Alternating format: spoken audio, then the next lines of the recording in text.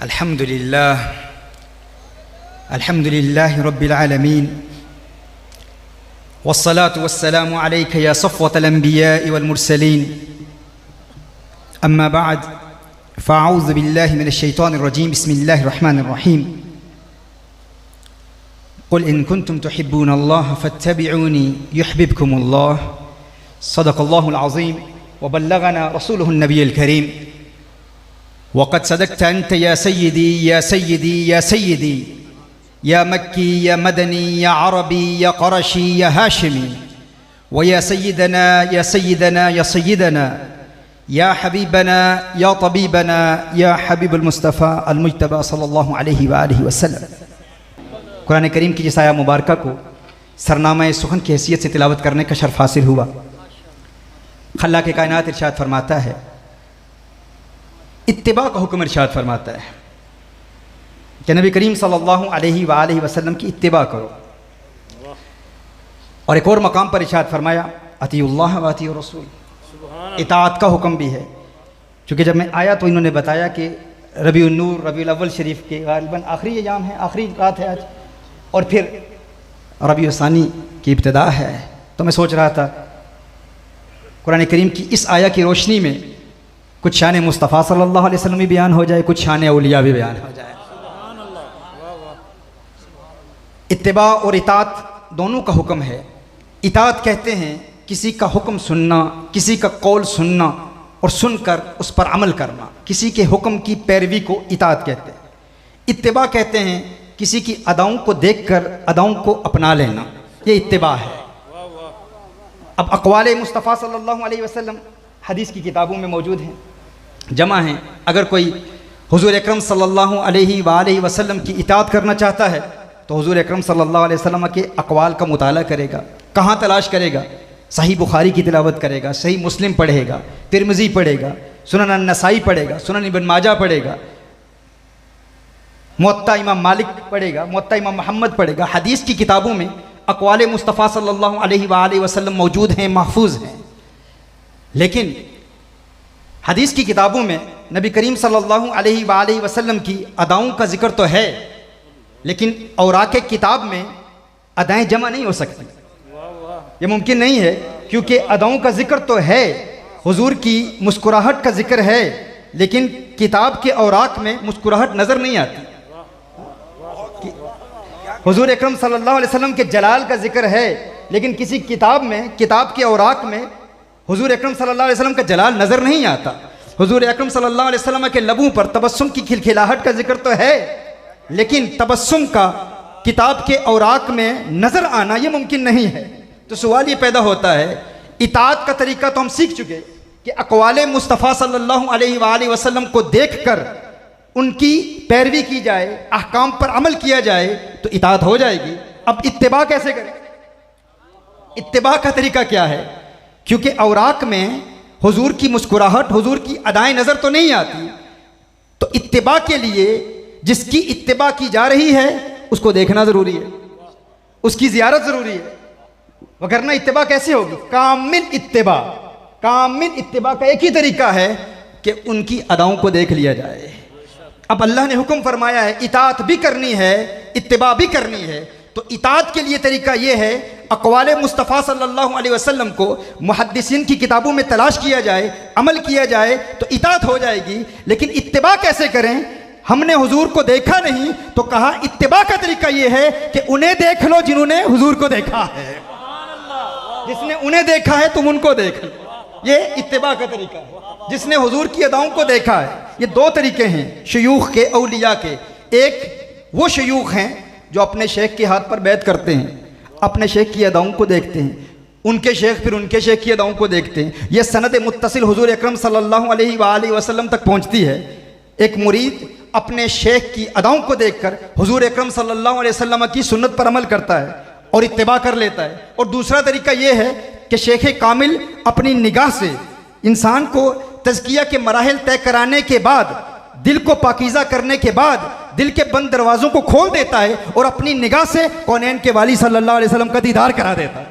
ये दो तरीके हैं। एक तो ये है कि अपने शेख को देखकर उसके शेख की ज़ियारत की जाए, फिर उसके शेख की ज़ियारत की जाए, यूँ फिर यह सिलसिला सल्फ़ुस सालिहीन तक पहुँचता है, अतबाउ ताबईन तक पहुँचता है, फिर ताबईन तक पहुँचता है, फिर सहाबा तक पहुँचता है, और सहाबा के ज़रिए फिर हम कौनैन के वाली सल्लल्लाहु अलैहि वसल्लम की ज़ियारत करते हैं। लेकिन आगाज़ कहाँ से होता है? मुर्शिद कामिल की ज़ियारत से। एक तो ये तरीका है, और दूसरा तरीका ये है कि मुर्शिद कामिल कौनैन के वाली सल्लल्लाहु अलैहि वसल्लम का दीदार करा देता है।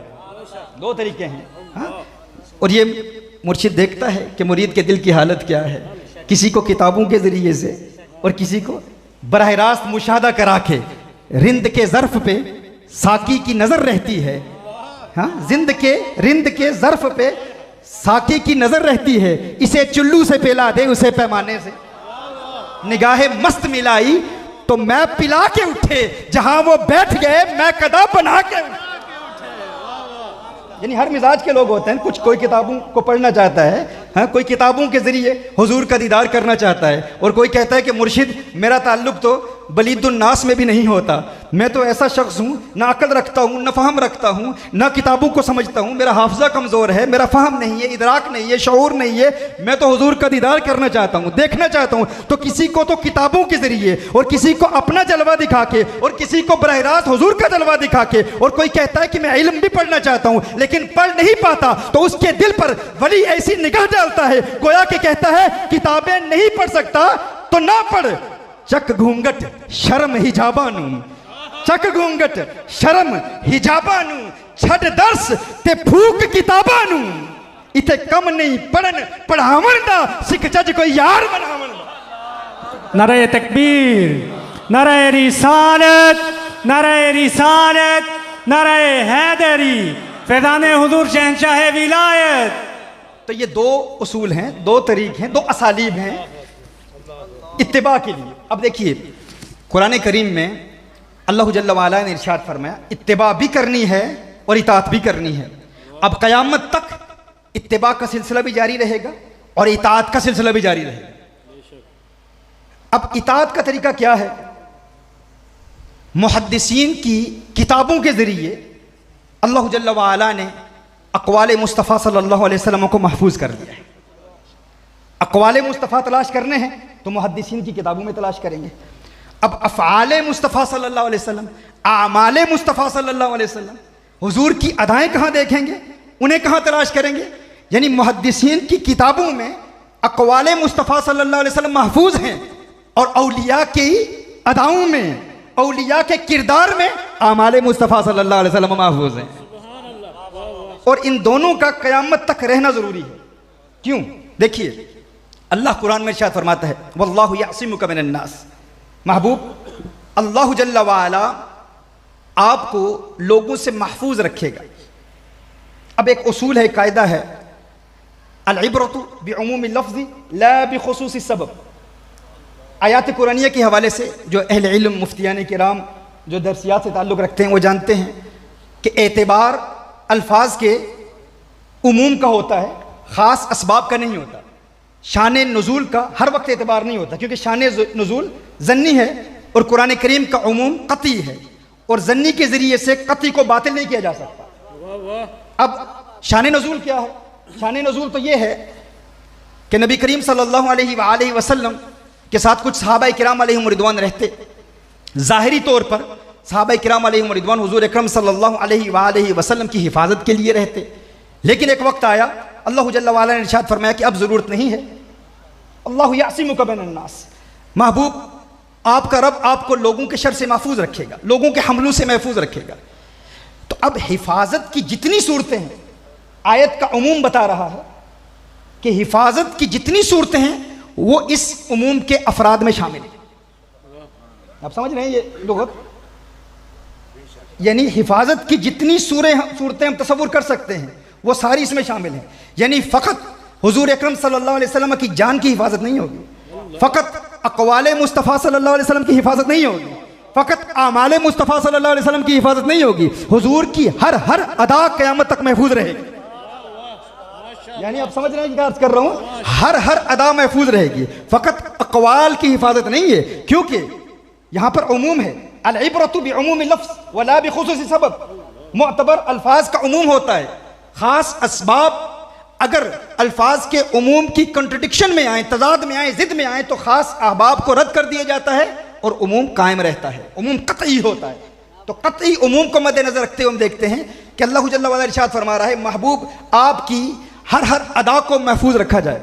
हुजूर अकरम सल्लल्लाहु अलैहि वसल्लम ने ज़िंदगी में क्या तनावुल फरमाया, हुजूर अकरम सल्लल्लाहु अलैहि वसल्लम कहाँ कहाँ तशरीफ़ ले गए, हुजूर अकरम सल्लल्लाहु अलैहि वसल्लम की मुस्कुराहट को भी महफूज रखा गया, हुजूर अकरम सल्लल्लाहु अलैहि वसल्लम की आंखों के हुस्न को भी महफूज रखा गया, हुजूर अकरम सल्लल्लाहु अलैहि वसल्लम के अलम नशरह के सीने को भी महफूज रखा गया, माज़ाक के सुर्ख डोरों के हुस्न को भी महफूज रखा गया, हुजूर की हर अदा को महफूज रखा गया।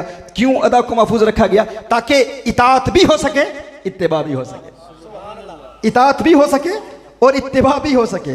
अब दुनिया के मुस्तशरिकीन हूँ, ओरिएंटलिस्ट हूँ, इल्म हदीस के मुनकिरीन हूँ, यहूद और नसारा हूँ, एथियस्ट हूँ, वो एड़ी चोटी का जोर लगा लें कि हमने इल्म हदीस को ख़त्म करना है।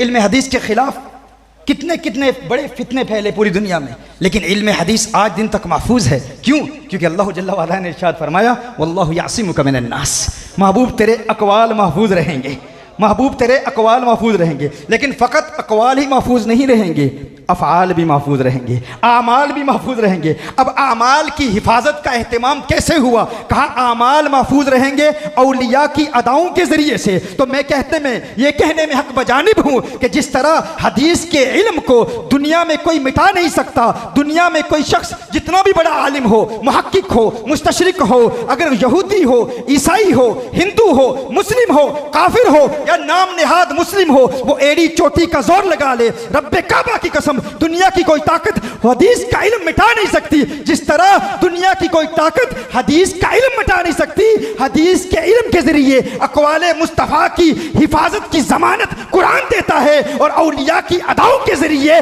आमाले मुस्तफ़ा के हिफाजत की जमानत कुरान देता है। मैं कहता हूं जिस तरह दुनिया की कोई ताकत अक़वाले मुस्तफ़ा को नहीं मिटा सकती, इसी तरह आमाले मुस्तफ़ा को नहीं मिटा सकती। अगर आमाले मुस्तफ़ा को नहीं मिटा सकती तो पता चला जिस तरह हदीस का इल्म क़यामत तक जारी रहेगा, औलिया की शानें भी क़यामत तक जारी रहेगी।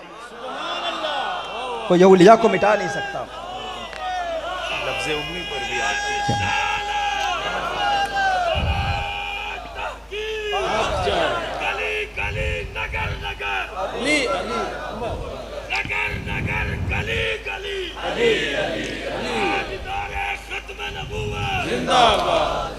ये मेरे कुछ दोस्त मोबाइल पे रिकॉर्डिंग्स कर रहे हैं, आप प्लीज़ रहने दीजिए। लाइव लेक्चर सुनिए किबला का और उसे सीनों में महफूज कीजिए, मोबाइल पे रिकॉर्डिंग्स ना कीजिए, सुनिए, तवज्जो से सुनिए। तो अक़वाले मुस्तफ़ा सल्लल्लाहु अलैहि वसल्लम की हिफाजत के लिए हमें अहले इल्म के पास जाना है, मुहद्दिसीन के पास जाना है, शयूख़ुल हदीस के पास जाना है, उनकी बारगाह में ज़ानुए तलम्मुस दे करना है और आमाले मुस्तफ़ा सल्लल्लाहु अलैहि वसल्लम, हुज़ूर अकरम सल्लल्लाहु अलैहि वसल्लम की अदाओं को देखने के लिए मुर्शिद की बारगाह में हाजिर होना है। तो मुहद्दिसीन के पास जाओ, सूफिया के पास जाओ, और अगर फ़यूज़ के दोनों चश्मे किसी एक बारगाह में हासिल करना चाहते हो, किसी एक बारगाह से हासिल करना चाहते हो, यानी अक़वाले मुस्तफ़ा भी मिल जाएं, आमाले मुस्तफ़ा भी मिल जाएं, तो फिर अक़वाले मुस्तफ़ा के लिए अहमद अली शाह के पास जाओ और आमाले मुस्तफ़ा के लिए शहंशाह विलायत की बारगाह में हाजिर हो जाओ, आगे दोनों चश्मे मिल जाएं।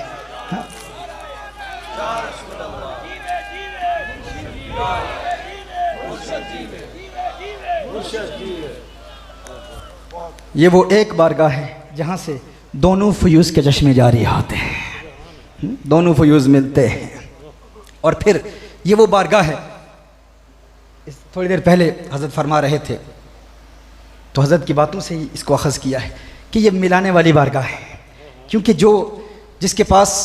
जिसके ज़रिए आप कौनैन के वाली सल्लल्लाहु अलैहि वसल्लम की ज़ियारत करेंगे, जो वसीला बनेगा, ये भी तो ज़रिए है ना कि जो वसीला बन रहा है वो भी हुजूरी वाला हो, क्योंकि दिखाएगा वही जो खुद देखने वाला है। जिसे खुद नजर ना आए वो क्या दिखाएगा? जो खुद देखने वाला हो, और देखने वाला भी वो हो जो फ़कत मुद्दई ना हो देखने का। ऐसे भी होते हैं जो दावेदार होते हैं, झूठे दावेदार होते हैं कि हमने देखा है। अच्छा, एक तरीका ये है जानने का कि हकीकतन देखा है या नहीं। एक तरीका ये है कि देखने वालों के अक़वाल में तज़ाद नहीं होगा। तारुज नहीं होगा, कंट्रडिक्शन नहीं होगी। यानी हम देखते हैं कि बहुत सारे देखने के दावे करते हैं, हमने देखा है, वो हनफी फिक को फॉलो भी करते हैं, खुद को मातुरीदी कहेंगे या अशारी कहेंगे, लेकिन क्या वजह है कि देखने के दावे के बाद फिर नज़रियात में, एतकादात में, उनके उसूलों में इस कदर कंट्रडिक्शन है। कोई कहता है जिंदा हैं, कोई कहता है नहीं अभी भी जिंदा नहीं है। यानी एक ही दावा, हर एक का शेख कह रहा है मैंने देखा, एक कह रहा है मैं हयाती हूं, एक कह रहा है मैं ममाती हूं। भाई अगर देखा है तो तारुज नहीं हो सकता, कंट्रडिक्शन नहीं हो सकती। हमारे देखने वालों को देखो जरा, हमारे देखने वालों को देखो, कौन है जो हमारे यहां देखते हैं ना, उनके मुशाहदात में तारुज नहीं है, कंट्रडिक्शन नहीं है। ना मुशाहदात में कंट्रडिक्शन है, ना उनके फतवों में तारुज है, ना उनके कलाम में तारुज है, ना उनके नातिया कलाम में तारुज है। तारुज आपको नजर ही नहीं आएगा। हाँ? आप खुद देख लें, एक देखने वाला बरेली में है, हाँ? और एक देखने वाला गोलड़ा शरीफ में है। हाँ हाँ हाँ, क्या कहने, मैं उसी तरफ आ रहा हूँ इंशाअल्लाह। एक देखने वाला गोलड़े शरीफ में है और एक देखने वाला बरेली शरीफ में है। एक तरफ जमात अली है, एक तरफ सैयद विलायत शाह साहब हैं। ये सारे देखने वाले हैं। कहीं नक्शबंदी में खाना है, कहीं चिश्ती में खाना है, और ये तो नक्शबंदी भी है और चारों सिलसिलों में इन्हें इजाज़त भी है। यहाँ कादरियत भी है, नक्शबंदियत भी है, चिश्तियत भी है, सरवर्दियत भी है। और जहाँ सबका मजमुआ पाया जाए तो हम ये भी देखेंगे ना कि सारे दावा कर रहे हैं हमने देखा, तो क्या जिसने देखा उनके नजरियात में इख्तिलाफ है या नहीं है? अगर इख्तिलाफ है अकायद में, उसूल में, तो पता चला देखा नहीं। और अगर देखा है तो तारुज नहीं है। जो अहमद रजा ने देखा वही मेहर अली ने देखा। और ये जो देखने वाले होते हैं ना, याद रखें उनके अकायद में कभी इख्तिलाफ नहीं होता। उसूल में, फिक़ही मसाइल में हो सकता है, फ़ुरू में इख्तिलाफ हो सकता है, क्योंकि फ़ुरू में हक वाहिद नहीं होता, मुतअद्दिद होता है। तअद्दुद फ़ुरू में हो सकता है, फ़ुरूई मसाइल में, सब्सिडरी इश्यूज़ में, फ़िक़्ह मैटर्स में, लेकिन एतिक़ाद में, उसूल में हक वाहिद होता है, एक ही होता है। तो हम देखते हैं कि सबके नज़रियात एक हैं। ये सनद मुत्तसिल देख लें, शेख को देखें, उनके शेख को देखें, उनके शेख को देखें, उनको शेख को देखें, सारे शयूख में जो नज़रिया है वो तमाम में एक है, किसी में कोई कंट्रडिक्शन नहीं है। अकायद तो अकायद, उनके कलाम को देख लें, कलाम की सनातों को देख लें। बरेली वाले ने देखा तो क्या कहा? कहा लम यअति नज़ीरु कफ़ी नज़रिन। मैंने कहा ना कि मैंने मौजू इसीलिए बदला है आपका मिजाज देख के। और मैं आपको बताना चाहता हूँ, मैं अक्सर यहाँ पाकिस्तान में आकर कहता भी हूँ कि मेरी उर्दू मेरी पहली ज़ुबान नहीं है, ना ही पंजाबी मेरी पहली ज़ुबान है। यानी जिस ज़ुबान में मैंने इल्म पढ़ा इब्तदाई पे, ना ही अरबी पहली ज़ुबान है, वो इंग्लिश है। तो जितने भी मेरे लेक्चर्स वहाँ पर तफसीरुल कुरान के हवाले से होते हैं वो इंग्लिश में होते हैं। तो आपकी तबीयतों की ज़ियाफ़त के लिए, आपका मिजाज देखकर, आपके लबों पर मुस्कुराहट देखकर कि आप इस किस्म की गुफ्तगू, मोहब्बत वाली गुफ्तगू सुनना चाहते हैं, तो इंशाल्लाह इस तरफ आ रहा हूँ। इसीलिए कुछ मौजू को बदला है। तो देखिए, बरेली का कलंदर जब देखता है, हुजूर को देखता है, तो वो क्या कहता है? वो कहता है लम यअति नज़ीरु कफ़ी नज़रिन मिसले तु नशुद पैदा जाना, जगराज को ताज तोरे सरसू है तुझको शहे तो सरा जाना, अनफियत शिन व सखा का अतम है गैसुए पाक है अबरे करम, है गैसुए पाक है अबरे करम, बरसन हारे रिम जिम तो बूंद इधर भी गिरा जाना। ये किसने कहा?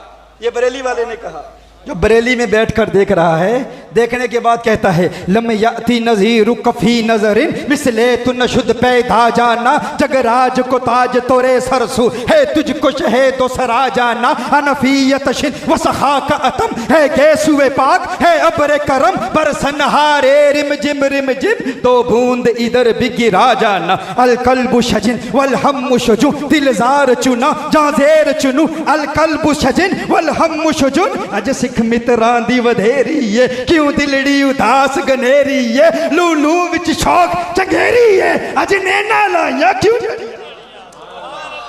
अकायद में हम आहंगी देखें, नज़रियात में हम आहंगी देखें, और फिर कलाम में हम आहंगी देखें। बरेली वाला क्या कह रहा है? वो कह रहा है अल कल्बु शजिन वल हम्मु शुजू, दिलजार चुना जहाँ ज़ेर चुनू। और फिर बोलने वाला क्या कह रहा है? कहा आज सिख मित्रां दी वधेरी है, क्यों दिलड़ी उदास गनेरी है, लू लू विच शौक चंगेरी है, आज नैना लाया क्यों जड़ियां। और फिर देखें, फिर बरेली वाला कहता है, बरेली वाला यूं गोया होता है, वो कहता है एक तो कहा अल कल्बु शजिन वल हम्मु शुजू। अब जो उलमा तर्जुमा समझते हैं वो जानते हैं कि क्यों मैंने इस शेर का यहाँ इंतखाब किया कि आज सिख मित्रां दी वधेरी है, क्यों दिलड़ी उदास गनेरी है, लू लू विच शौक चंगेरी है, अज नैना लाइया क्यों जड़ियां। और फिर जब बरेली के कलंदर ने आका का हुस्न बयान किया, आका की जुल्फे बयान की, आका की आंखों का हुस्न बयान किया, तो कहा खत हाले माँ जुल्फ अबरे अजल, खत हाले माँ जुल्फ अबरे अजल। और उधर फिर कोल्ले वाला कहता है मुख चंद बदर शाशानी ये, मथे चमके लाट नूरानी ये, काली जुल्फते अख मस्तानी ये, मखमूर अकीर मदबरी। बरेली वाले ने क्या कहा और फिर गोल्डे वाले ने क्या कहा? बरेली वाला कहता है लकबदरुन फिल वजहिल अजमल, लकबदरुन फिल वजहिल अजमल, खत हालाए माँ जुल्फ अबरे अजल, लकबदरुन फिल वजहिल अजमल, खत हालाए माँ जुल्फ अबरे अजल, मुख चंद बदर शाशानी ये, मथे चमके लाट नूरानी ये, काली जुल्फते अख मस्तानी ये, मखमूर अकीहिन मदबर। फिर बरेली वाला क्या कहता है? बरेली वाला कहता है आला हजरत फाजले बरेली कहते हैं बस खामाए खामे नवाए रजा, न ये तर्ज मेरी न ये रंग मेरा, बस खामाए खामे नवाए रजा, न ये तर्ज मेरी न ये रंग मेरा। सुबहान अल्लाह मा अजमल का मा अहसन का मा अकमल का। तर्जमे पर गौर की करते चले जाए, मैं वजाहत नहीं करता, तफसील में नहीं जाता, अहले इल्म समझ रहे हैं। बस खामाए खामे नवाए रजा, सुबहान अल्लाह मा अजमल का मा अहसन का मा अकमल का, बस खामे खामे नवाए रजा, न ये तर्ज मेरी न ये रंग मेरा, किथे मेरे अली किथे तेरी सना, गुस्ताख किया किथे जा। उस्ताद देखें, दोनों ने देखा है ना, अंदाज देखें, तेवर देखें, कलाम में हम आंकी देखें। और फिर कुछ ऐसे भी हैं, कुछ ऐसे भी हैं जो इख्तलाफ पैदा करने की कोशिश करते हैं। कहा इस कदर हम आंगी नजरियात में, एतकादात में, कलाम में इस कदर हम आंगी हो ना हो। अब नक्शबंदियों को चिश्तियों से लड़ाने वाले, चिश्तियों को कादरियों से लड़ाने वाले, गोलड़वियों को रिजवियों से लड़ाने वाले, ऐसे भी तो होते हैं ना। ये शरीर तबका हर दौर में मौजूद होता है। तो किसी ने ये कह दिया हो ना हो मेहरे अली ने अहमद रजा की नकल की है, ये आपस में मिले होंगे, अहमद रजा की नकल की है, मुमकिन है ये मुलाकात साबित हो या ना हो, ये तो और बात है कि हुई या नहीं हुई। तो एक तबका ये कहेगा कि मुमकिन है पीर मेहर शाह रहमान ने मुहद्दिस बरेली की नकल की, गोलड़े वाले ने बरेली वाले को देखा, किसी ने कहा नहीं नहीं अहमद रिजा ने पीर मेहर शाह रहमतुल्लाह ताला अलैह की नकल की होगी। कलाम में इस कदर मांगी है हो ना हो। किसी ने कहा बरेली वाले ने गोलड़े वाले को देखा, किसी ने कहा गोलड़े वाले ने बरेली वाले को देखा होगा। मैंने कहा अकल के अंधे अकल के नाखून ले, तुम्हारे देखते नहीं इसलिए इस कदर तारुज है। कहते हो फुला ने फुला की नकल की, हमारे मुशादे वाले हैं, हमारे अहले नजर हैं, हमारे देखने वाले हैं। मत कहो बरेली वाले ने गोलने वाले को देखा, और ये भी ना कहो वो गोलने वाले ने बरेली वाले को देखा। बल्कि यूं क्यों नहीं कहते दोनों मुजद्दिदीन ने मदीने वाले को देखा है, हमारे देखने वाले।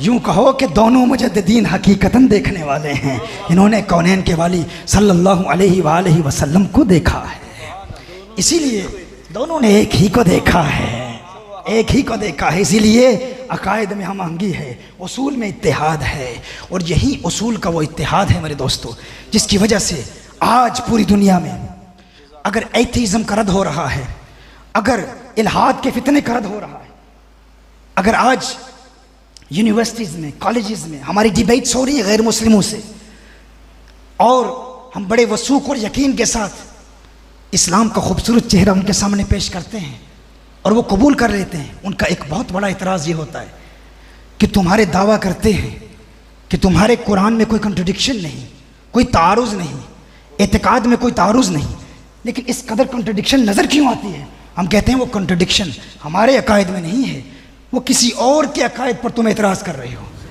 लेकिन अलमिया ये है कि ये वो लोग हैं जिनके पैगामात आज मीडिया पर नशर हो रहे हैं। गैर मुस्लिम एथियस्ट इनके अकायद को देखकर इस्लाम पर अंगुश्त तनकीद उठाता है, इनके नज़रियात को देखकर इस्लाम पर तनकीद करता है। अहलु सुन्नती वल जमात के जितने भी मुजमा अलैह अकीदे हैं, अकायद हैं, उनमें कोई तारुज़ नहीं है, उनमें कोई कंट्रडिक्शन नहीं है। और जो ये हम कहते हैं कि औलिया अल्लाह जल्ल व अला की बारगाह में नबी करीम सल्लल्लाहु अलैहि वसल्लम के वसीले से जब इल्तिजा करते हैं और अपने मुरीद सादिक को हुजूर का दीदार कराते हैं, तो हमने कब ये दावा किया कि हर वली में ये इस्तेदाद है? हम ये दावा नहीं करते। ये कहा जाता है ना कि अगर जिस तरह आज का एथियस्ट हमसे कहता है, वो कहता है कि अगर अल्लाह है तो फ़लस्तीन को आज़ाद क्यों नहीं कराता? अगर अल्लाह का वजूद है तो उन एथियस्ट को हम क्या जवाब देते हैं? हम कहते हैं हम अल्लाह के वजूद को भी मानते हैं और अल्लाह की हिकमतों को भी मानते हैं। हम वहाँ के एथियस्ट को ये जवाब देते हैं, वो मुतमईन हो जाते हैं। हम लॉजिकल एविडेंसेस पेश करते हैं, रैशनल आर्ग्यूमेंट्स पेश करते हैं। लेकिन अफसोस की बात यह है कि अचानक यहाँ की कुछ आवाज़ें अमेरिका में पहुँचती हैं, बरतानिया में पहुँचती हैं, ऑस्ट्रेलिया में पहुँचती हैं, और कहा जाता है कि अगर अब्दुल कादिर जिलानी मदद कर सकता है तो जब बगदाद पर हमला हुआ तो मदद क्यों नहीं की? जो खुद को ना बचा सका तो मैं क्या बचाएगा? अब उसका जवाब हम क्या देंगे? हम कहेंगे ये नजरिया तुम्हें मिला कहां से? बड़ी रौनक, बड़े तकब्बुर से कहा जाता है ये तो कोई चीज ही नहीं है, ये बाबे इनकी औकात क्या है? ये मदद नहीं कर सकते, ये खुद को नहीं बचा सकते तो तुम्हें क्या बचाएंगे? तो हम कहते हैं तुम्हारे पाकिस्तान में उठने वाली ये आवाजें जब वहां के एथियस्ट तक पहुंचती हैं तो वो हमें कहते हैं क्या तुम बाबू के हवाले से पाकिस्तान से ये आवाज़ नहीं उठी कि ये बाबे मदद नहीं कर सकते? वहाँ पर ये नैरेटिव आम क्यों हो चुका है? ये बयानिया आम क्यों हो चुका है? वहाँ की यूनिवर्सिटीज़ और कॉलेजेस के नौजवान इस ज़हनी इर्तिबाक और खलिश का शिकार क्यों हो चुके हैं? और वो अब तो तस्लीम कर रहे हैं कि बाबे मदद नहीं कर सकते, इनके पास जाने की ज़रूरत क्या है? तो हम कहते हैं वही हिकमतें जो तुम्हारे रद्द में हम बयान करते थे वजूद बारी ताला के हवाले से, वही हिकमतें तो इन औलिया के हवाले से। हमने कब दावा किया है कि अल्लाह के वली अल्लाह की हिकमत के खिलाफ और अल्लाह के इज़्न के खिलाफ मदद करेंगे? हमने ये दावा ही नहीं किया। हम कहते हैं अल्लाह का वली कभी भी अल्लाह की हिकमतों और अल्लाह के इज़्न के खिलाफ कोई दुआ भी नहीं करता। ये हमारा एतकाद है, ये हमारा नजरिया है। लेकिन जब वहां का ओरिएंटलिस्ट, जब वहां का एथियस्ट हमें कहता है कि अल्लाह के वजूद की दलील क्या है, अगर है तो मदद क्यों नहीं करता, तो हमारा जवाब क्या होता है? हम अल्लाह के वजूद को भी मानते हैं, उसकी हिकमतों को भी मानते हैं। और अगर कोई कहे कि औलिया मदद नहीं करते, हम कहते हैं हम वो औलिया के तसर्रुफात को भी मानते हैं और उनकी हिकमतों को भी मानते हैं। अल्लाह के वली के मुख्तलिफ दर्जे होते हैं, ये नहीं कि हर वली मुशाहदा करा सकता है। अहले तसव्वुफ कहते हैं कि 4 दर्जात हैं औलिया के। एक वो वली होता है जिसे अपनी विलायत का इल्म ही नहीं होता, उसे पता ही नहीं होता कि मैं वली हूं, उसे भी इल्म नहीं होता और दुनिया को भी इल्म नहीं होता। वली को खुद भी इल्म नहीं होता मैं वली हूं, और जो उसके ज़माने में लोग होते हैं उन्हें भी नहीं पता होता कि वो वली।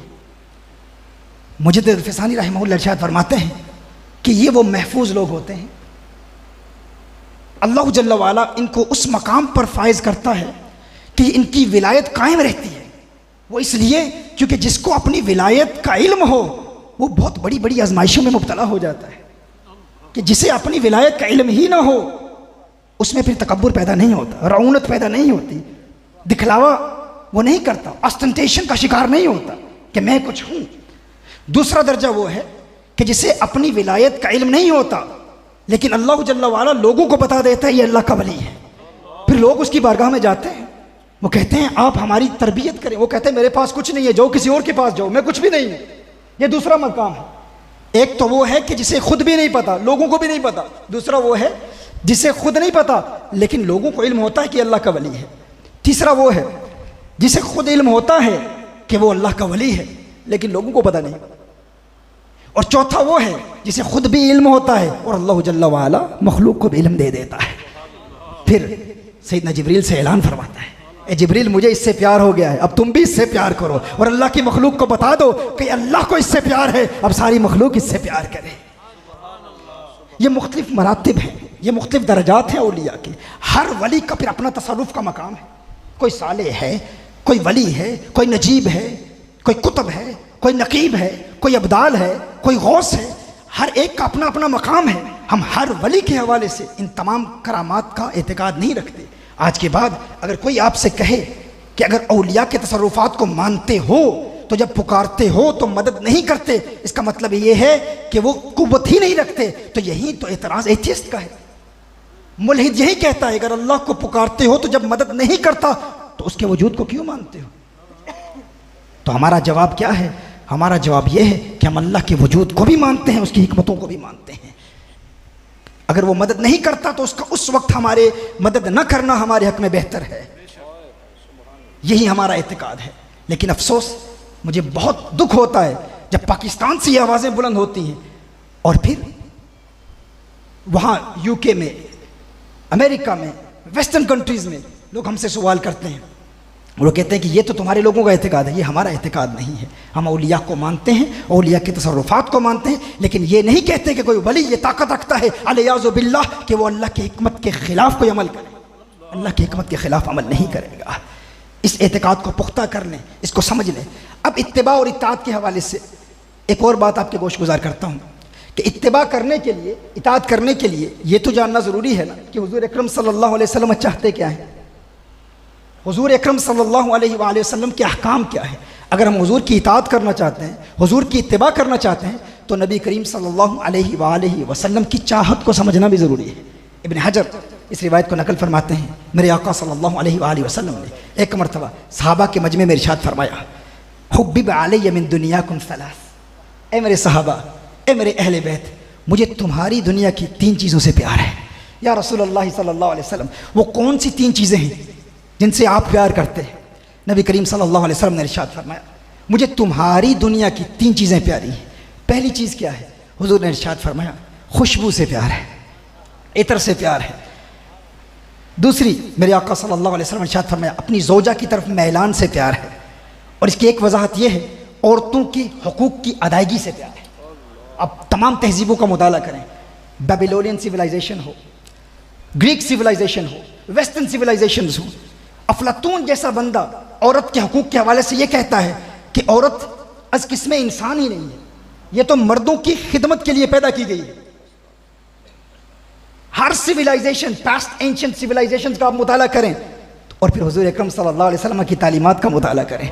वो बच्चियाँ जिनको जिंदा दरगोर किया जाता था, वो लोग जो अपनी माओं को मंडियों में बेच देते थे, मेरे आका सल्लल्लाहु अलैहि वसल्लम ने बताया इसी औरत के कदमों में जन्नत है, इसके पाँव में जन्नत है।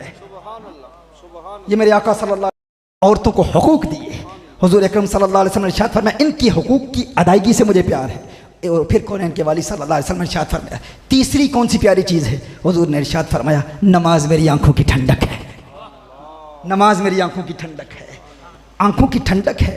और इसीलिए अल्लाह जल्ल वाला ने नमाज का एहतमाम ही ऐसा कर दिया कि पूरी दुनिया में हर वक्त कोई लम्हा भी ऐसा नहीं गुजरता, कोई सेकंड भी ऐसा नहीं गुजरता, कोई मिली सेकंड भी ऐसा नहीं गुजरता जब दुनिया में कोई नमाज ना पढ़ रहा हो। अगर अमेरिका में फजर का वक्त है, ख़त्म होता है तो कनाडा में शुरू हो जाता है, कनाडा में ख़त्म होता है तो कहीं और शुरू हो जाता है। पाकिस्तान में नमाज का वक्त ख़त्म होता है, हिंदुस्तान में शुरू हो जाता है, बांग्लादेश में शुरू हो जाता है, ऑस्ट्रेलिया में शुरू हो जाता है। फजर का वक्त जारी है, ज़ोहर का वक्त जारी है, असर का वक्त जारी है, मगरिब का वक्त जारी है, इशा का वक्त जारी है। नमाज का वक्त ख़त्म ही नहीं होता। कहीं ना कहीं दुनिया में हर वक्त नमाज अदा हो रही है। या रब्बल आलमीन, तूने पूरी दुनिया में ये निज़ामुल औकात नमाज का ऐसा क्यों बनाया कि हर वक्त कोई ना कोई नमाज पढ़ रहा है? तो जवाब आता है, क्या तुम जानते नहीं मेरे महबूब ने फरमाया था, नमाज मेरी आंखों की ठंडक है, नमाज मेरी आंखों की ठंडक है। अल्लाह ने ये सारी कायनात बनाई हुजूर के लिए है। अल्लाह चाहता है कि कोई एक लम्हा भी ऐसा ना गुजरे जब मेरे महबूब की आंखों तक ठंडक ना पहुंच रही हो। वो ठंडक पहुंचा रहा है अपने महबूब के लिए, इसीलिए क्योंकि सारी कायनात बनाई हुजूर के लिए है ना। आला हज़रत इसीलिए फरमाते हैं ये सबा सनक, वो कली चटक, ये जुबां चहक, लबे जो झलक, ये महक झलक, ये चमक दमक, सब उसी के दम की बहार है। ये ठंडक पहुंचाने का एहतमाम हो रहा है। नमाज इसलिए पढ़ा रहा है कि महबूब की अदाओं को तुम अदा भी करो और फिर अल्लाह के हुक्म पर अमल भी करो और महबूब की आंखों को ठंडक भी पहुंचती रहे, क्योंकि सारी कायनात महबूब के लिए ही बनाई है। फरमाया ये सबा सनक, वो कली चटक, ये जुबां चहक, लबे जो झलक, ये महक झलक, ये चमक धमक, सब उसी के दम की बहार है। ये समन, ये सौसन या समन, ये बनफ्श सुम्बुल नस्तरन, गुल सरवे लाला बरा चमन, वही एक जलवा हजार है। वो न था तो बाग में कुछ न था, वो न हो तो बाग हो सब फना, अदब झुका लो सरे विला कि मैं नाम लूं गुलो बाग का, गुले तर मोहम्मद मुस्तफा, चमन उनका पाक दयार है, चमन उनका पाक दयार है। और महबूब की आंखों तक सल्लल्लाहु तआला अलैहि वसल्लम अगर ठंडक न पहुंच रही हो तो अल्लाह जल्ला वाला का जलाल देखें, अजाब क्या देता है बेनमाजी के लिए। इस पर तो अहले इल्म खिताब करते ही रहते हैं। सूफिया की महफिल है, सुल्तान बाहू अलैहिर्रहमा इरशाद फरमाते हैं कि बेनमाजी से खिंजीर भी पनाह मांगता है, खिंजीर भी पनाह मांगता है। शेख सादी फरमाते हैं कि बेनमाजी को कभी कर्ज न देना, बेनमाजी को कभी कर्ज न देना, कि जो अल्लाह का कर्ज अदा नहीं करता तुम्हारा कर्ज क्या अदा करेगा। और सैयदना गौस आज़म शेख अब्दुल कादिर जिलानी अलैहिर्रहमत इरशाद फरमाते हैं बेनमाजी को मुसलमानों के कब्रिस्तान में दफन न करना। ये हम उस बारगाह में आए हैं जहाँ पहली तालीम ही नमाज की दी जाती है, जहाँ का शेख जब इस दुनिया से जाता है तो शहंशाह विलायत सजदे में होते हैं, हाँ सजदे में होते हैं। यहाँ तालीम नमाज की है और फिर कुरान की है, कुरान की है, तिलावत है कुरान की कसरत। और यहाँ पर जब मैंने उस कारी कुरान को कुरान पढ़ते हुए देखा तो हकीकत में मैं चश्मे तसव्वुर से तख़य्युल बांध के सोच रहा था कि ये हकीकतन इस आस्ताने के फैज़ याफ्ता इन बुज़ुर्गों ने अपने शेख से वफ़ा की है, वफ़ा की है कि जो कुरान का पैगाम उन्होंने पहुँचाया था आज पूरी दुनिया में ये फैला रहे हैं। ये कुरान का प्यार है। ये शहंशाह विलायत सैयदना शेख शाह विलायत अलैहिर्रहमा, ये उनकी तालीम है कि जो इस आस्ताने में जाता है फ़कत फ़ज़ाइल नहीं सुनता, हाँ उसे दीन का इल्म दिया जाता है, उसे ये जज्बा दिया जाता है कि आज के बाद हमारी कोई नमाज कज़ा नहीं होगी। क्यों? क्योंकि हम चाहते हैं कि अल्लाह जल्ला वाला के इस हुक्म पर भी अमल करें और हुजूर की आंखों तक ठंडक भी पहुंचती रहे। और अल्लाह जल्ला वाला ने इस नमाज को बनाया कैसे है? अब नमाजी को देखें, नमाजी की हैअत को देख लें। नमाज की हैअत हुजूर अकरम सल्लल्लाहु अलैहि वसल्लम की याद दिलाती है। हाँ? कैसे? नमाजी जब नमाज पढ़ रहा होता है ना, आसमानी दुनिया में हुजूर का नाम क्या है? अहमद है, अहमद। इंसान जब नमाज पढ़ता है तो जब खड़ा होता है तो अहमद की अलिफ बना हुआ होता है, खड़ा होता है तो अहमद की अलिफ बना हुआ होता है। जरा नमाजी की सूरत देखें, नमाजी की हैयत देखें। खड़ा होता है तो अहमद की अलिफ बना होता है, रुकू में जाता है तो अहमद की हे बना हुआ होता है, सजदे में जाता है तो अहमद की मीम बना होता है, आखिरी बैठनी बैठता है तो अहमद की दाल बना होता है। अल्लाह इबादत अपनी करा रहा है, साथ तस्वीरें यार भी बनाए हुए हैं, यार की सूरत भी बनाए हुए। ये नमाजी की हैयत को देखें, उसके क़याम को देखें, उसकी रुकू को देखें। नमाज के ज़रिए महबूब की आंखों तक ठंडक भी पहुंचाई जा रही है और महबूब का नाम भी वरफ़अना लका ज़िक्रक का यही तो मफ़हूम है ना। नमाज के ज़रिए भी महबूब करीम सल्लल्लाहु अलैहि वसल्लम का ज़िक्र अल्लाह जल्ला वाला बुलंद कर रहा है। जब हम ऐसी बातें बयान करते हैं ना तो कुछ लोगों के जहन में ये बात आती है कि शायद यहाँ शिरक हो रहा है। क्यों? नमाज और फिर हुजूर अकरम सल्लल्लाहु अलैहि वसल्लम की याद। तो मैं कहता हूँ हर बात में ये शिरक का दावा करने वाले, यानी छोटी छोटी बातों पर हुजूर की शान हम बयान करें तो हम मुशरिक हो गए, हुजूर के तसर्रुफात को बयान करें हम मुशरिक हो गए। जबकि नबी करीम सल्लल्लाहु अलैहि वसल्लम ने इरशाद फरमाया, सही बुखारी की हदीस है, इन्नी वल्लाहि मा अखाफु अलैकुम अन तुशरिकू बअदी वलाकिन अखाफु अलैकुम अन ततनाफसू फीहा। मुझे अल्लाह की कसम, मुझ मोहम्मद को मेरे बाद तुम्हारे शिर्क में मुब्तला होने का कोई खौफ नहीं है। नबी करीम सल्लल्लाहु अलैहि वसल्लम ने इरशाद फरमाया, सही हदीस है, बुखारी में 5 मकामात पर आई, हुजूर अकरम सल्लल्लाहु अलैहि वसल्लम को इस उम्मत से शिर्क का कोई खौफ नहीं है कि ये उम्मत शिर्क में मुब्तला होगी। नबी करीम सल्लल्लाहु अलैहि वसल्लम ने अल्लाह की कसम याद फरमाई है। अब इसमें मुखस्सिस कोई नहीं है, कोई तखसीस करे कि मुखस्सिस कोई ला सकता है तो लाए, इसमें उमूम है। अगर कोई कहे ये तखसीस सहाबा के दौर तक है तो फिर आगे बढ़ो। हुजूर ने इरशाद फरमाया, वलकिन अखाफु अलैकुम अन ततनाफसू फिहा, मुझे इस बात का खौफ है कि तुम दुनिया की मोहब्बत में मुब्तला हो जाओगे। तो किसके नजरियात को तकवीह दे रहे हो? अगर तुम कहते हो कि इससे मुराद फ़कत सहाबा शिर्क में मुब्तला नहीं होंगे तो हदीस का दूसरा हिस्सा देखो।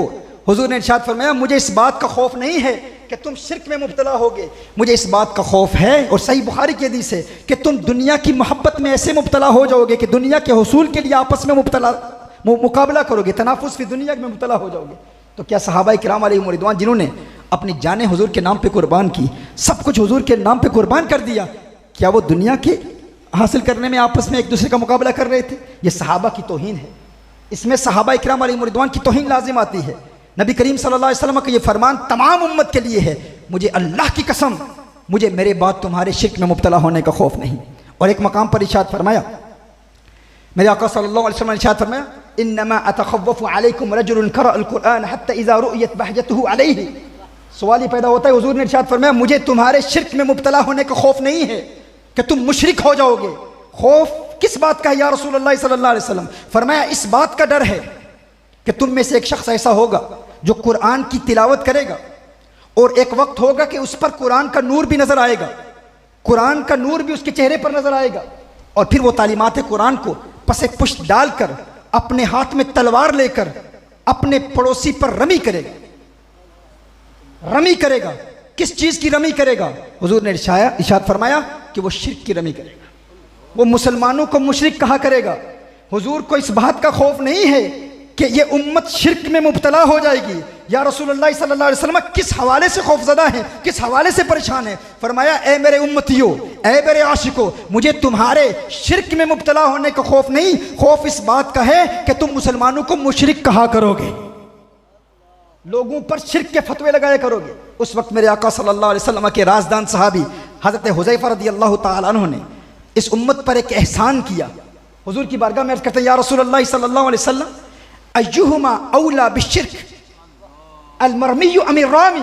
या रसूलल्लाह सल्लल्लाहु अलैहि वसल्लम, ये मसला भी हल फरमा दें, क्योंकि हुजूर जानते हैं, हुजूर को इल्म है, एक वक्त आएगा कि लोग मुसलमानों को, कलिमा गो मुसलमानों को मुशरिक कहा करेंगे। हुजूर को इल्म है, एक वक्त आएगा कि लोग मज़ारात पर जाने वालों को मुशरिक कहेंगे, या रसूलुल्लाह सल्लल्लाहु अलैहि वसल्लम की सदा बुलंद करने वालों को मुशरिक कहेंगे, लोग मिलाद मुस्तफ़ा सल्लल्लाहु अलैहि वसल्लम की महफिल के इनेकाद करने वालों को मुशरिक कहेंगे, उर्स की महफिल के इनेकाद करने वालों को मुशरिक कहेंगे। तो हज़रत हुज़ैफा रज़ियल्लाहु ताला अन्हु ने अर्ज़ किया, रसूलुल्लाह सल्लल्लाहु अलैहि वसल्लम, ये बात तो वाज़ेह हो गई कि शिर्क के हवाले से आपको कोई गम नहीं, कोई खौफ नहीं कि ये उम्मत शिर्क का इर्तिकाब करेगी। और आपने ये भी फरमा दिया, खौफ इस बात का है कि ये उम्मत आपस में एक दूसरे का मुकाबला करेगी दुनिया के हुसूल के लिए। और फिर आपने ये भी इरशाद फरमा दिया, खौफ इस बात का है कि एक वक्त आएगा, एक शख्स कुरान की किरात करेगा लेकिन कुरान का नूर भी उस पर नजर आएगा। फिर एक वक्त आएगा जब वो तालीमात कुरानिया को पसे पुश डालकर अपने हाथ में तलवार लेकर अपने पड़ोसी पर शिर्क की रमी करेगा। या रसूलुल्लाह सल्लल्लाहु अलैहि वसल्लम, ये भी वजाहत फरमा दें कि इन दोनों में शिर्क से करीब कौन होगा?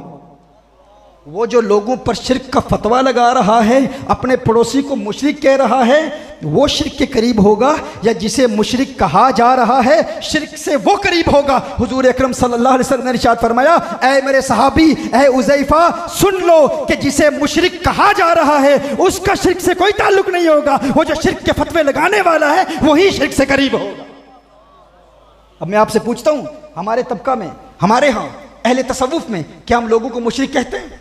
हमारे यहाँ किसी को मुशरिक नहीं कहा जाता, हम किसी को मुशरिक नहीं कहते, लेकिन हमें लोग मुशरिक कहते हैं। क्यों कहते हैं?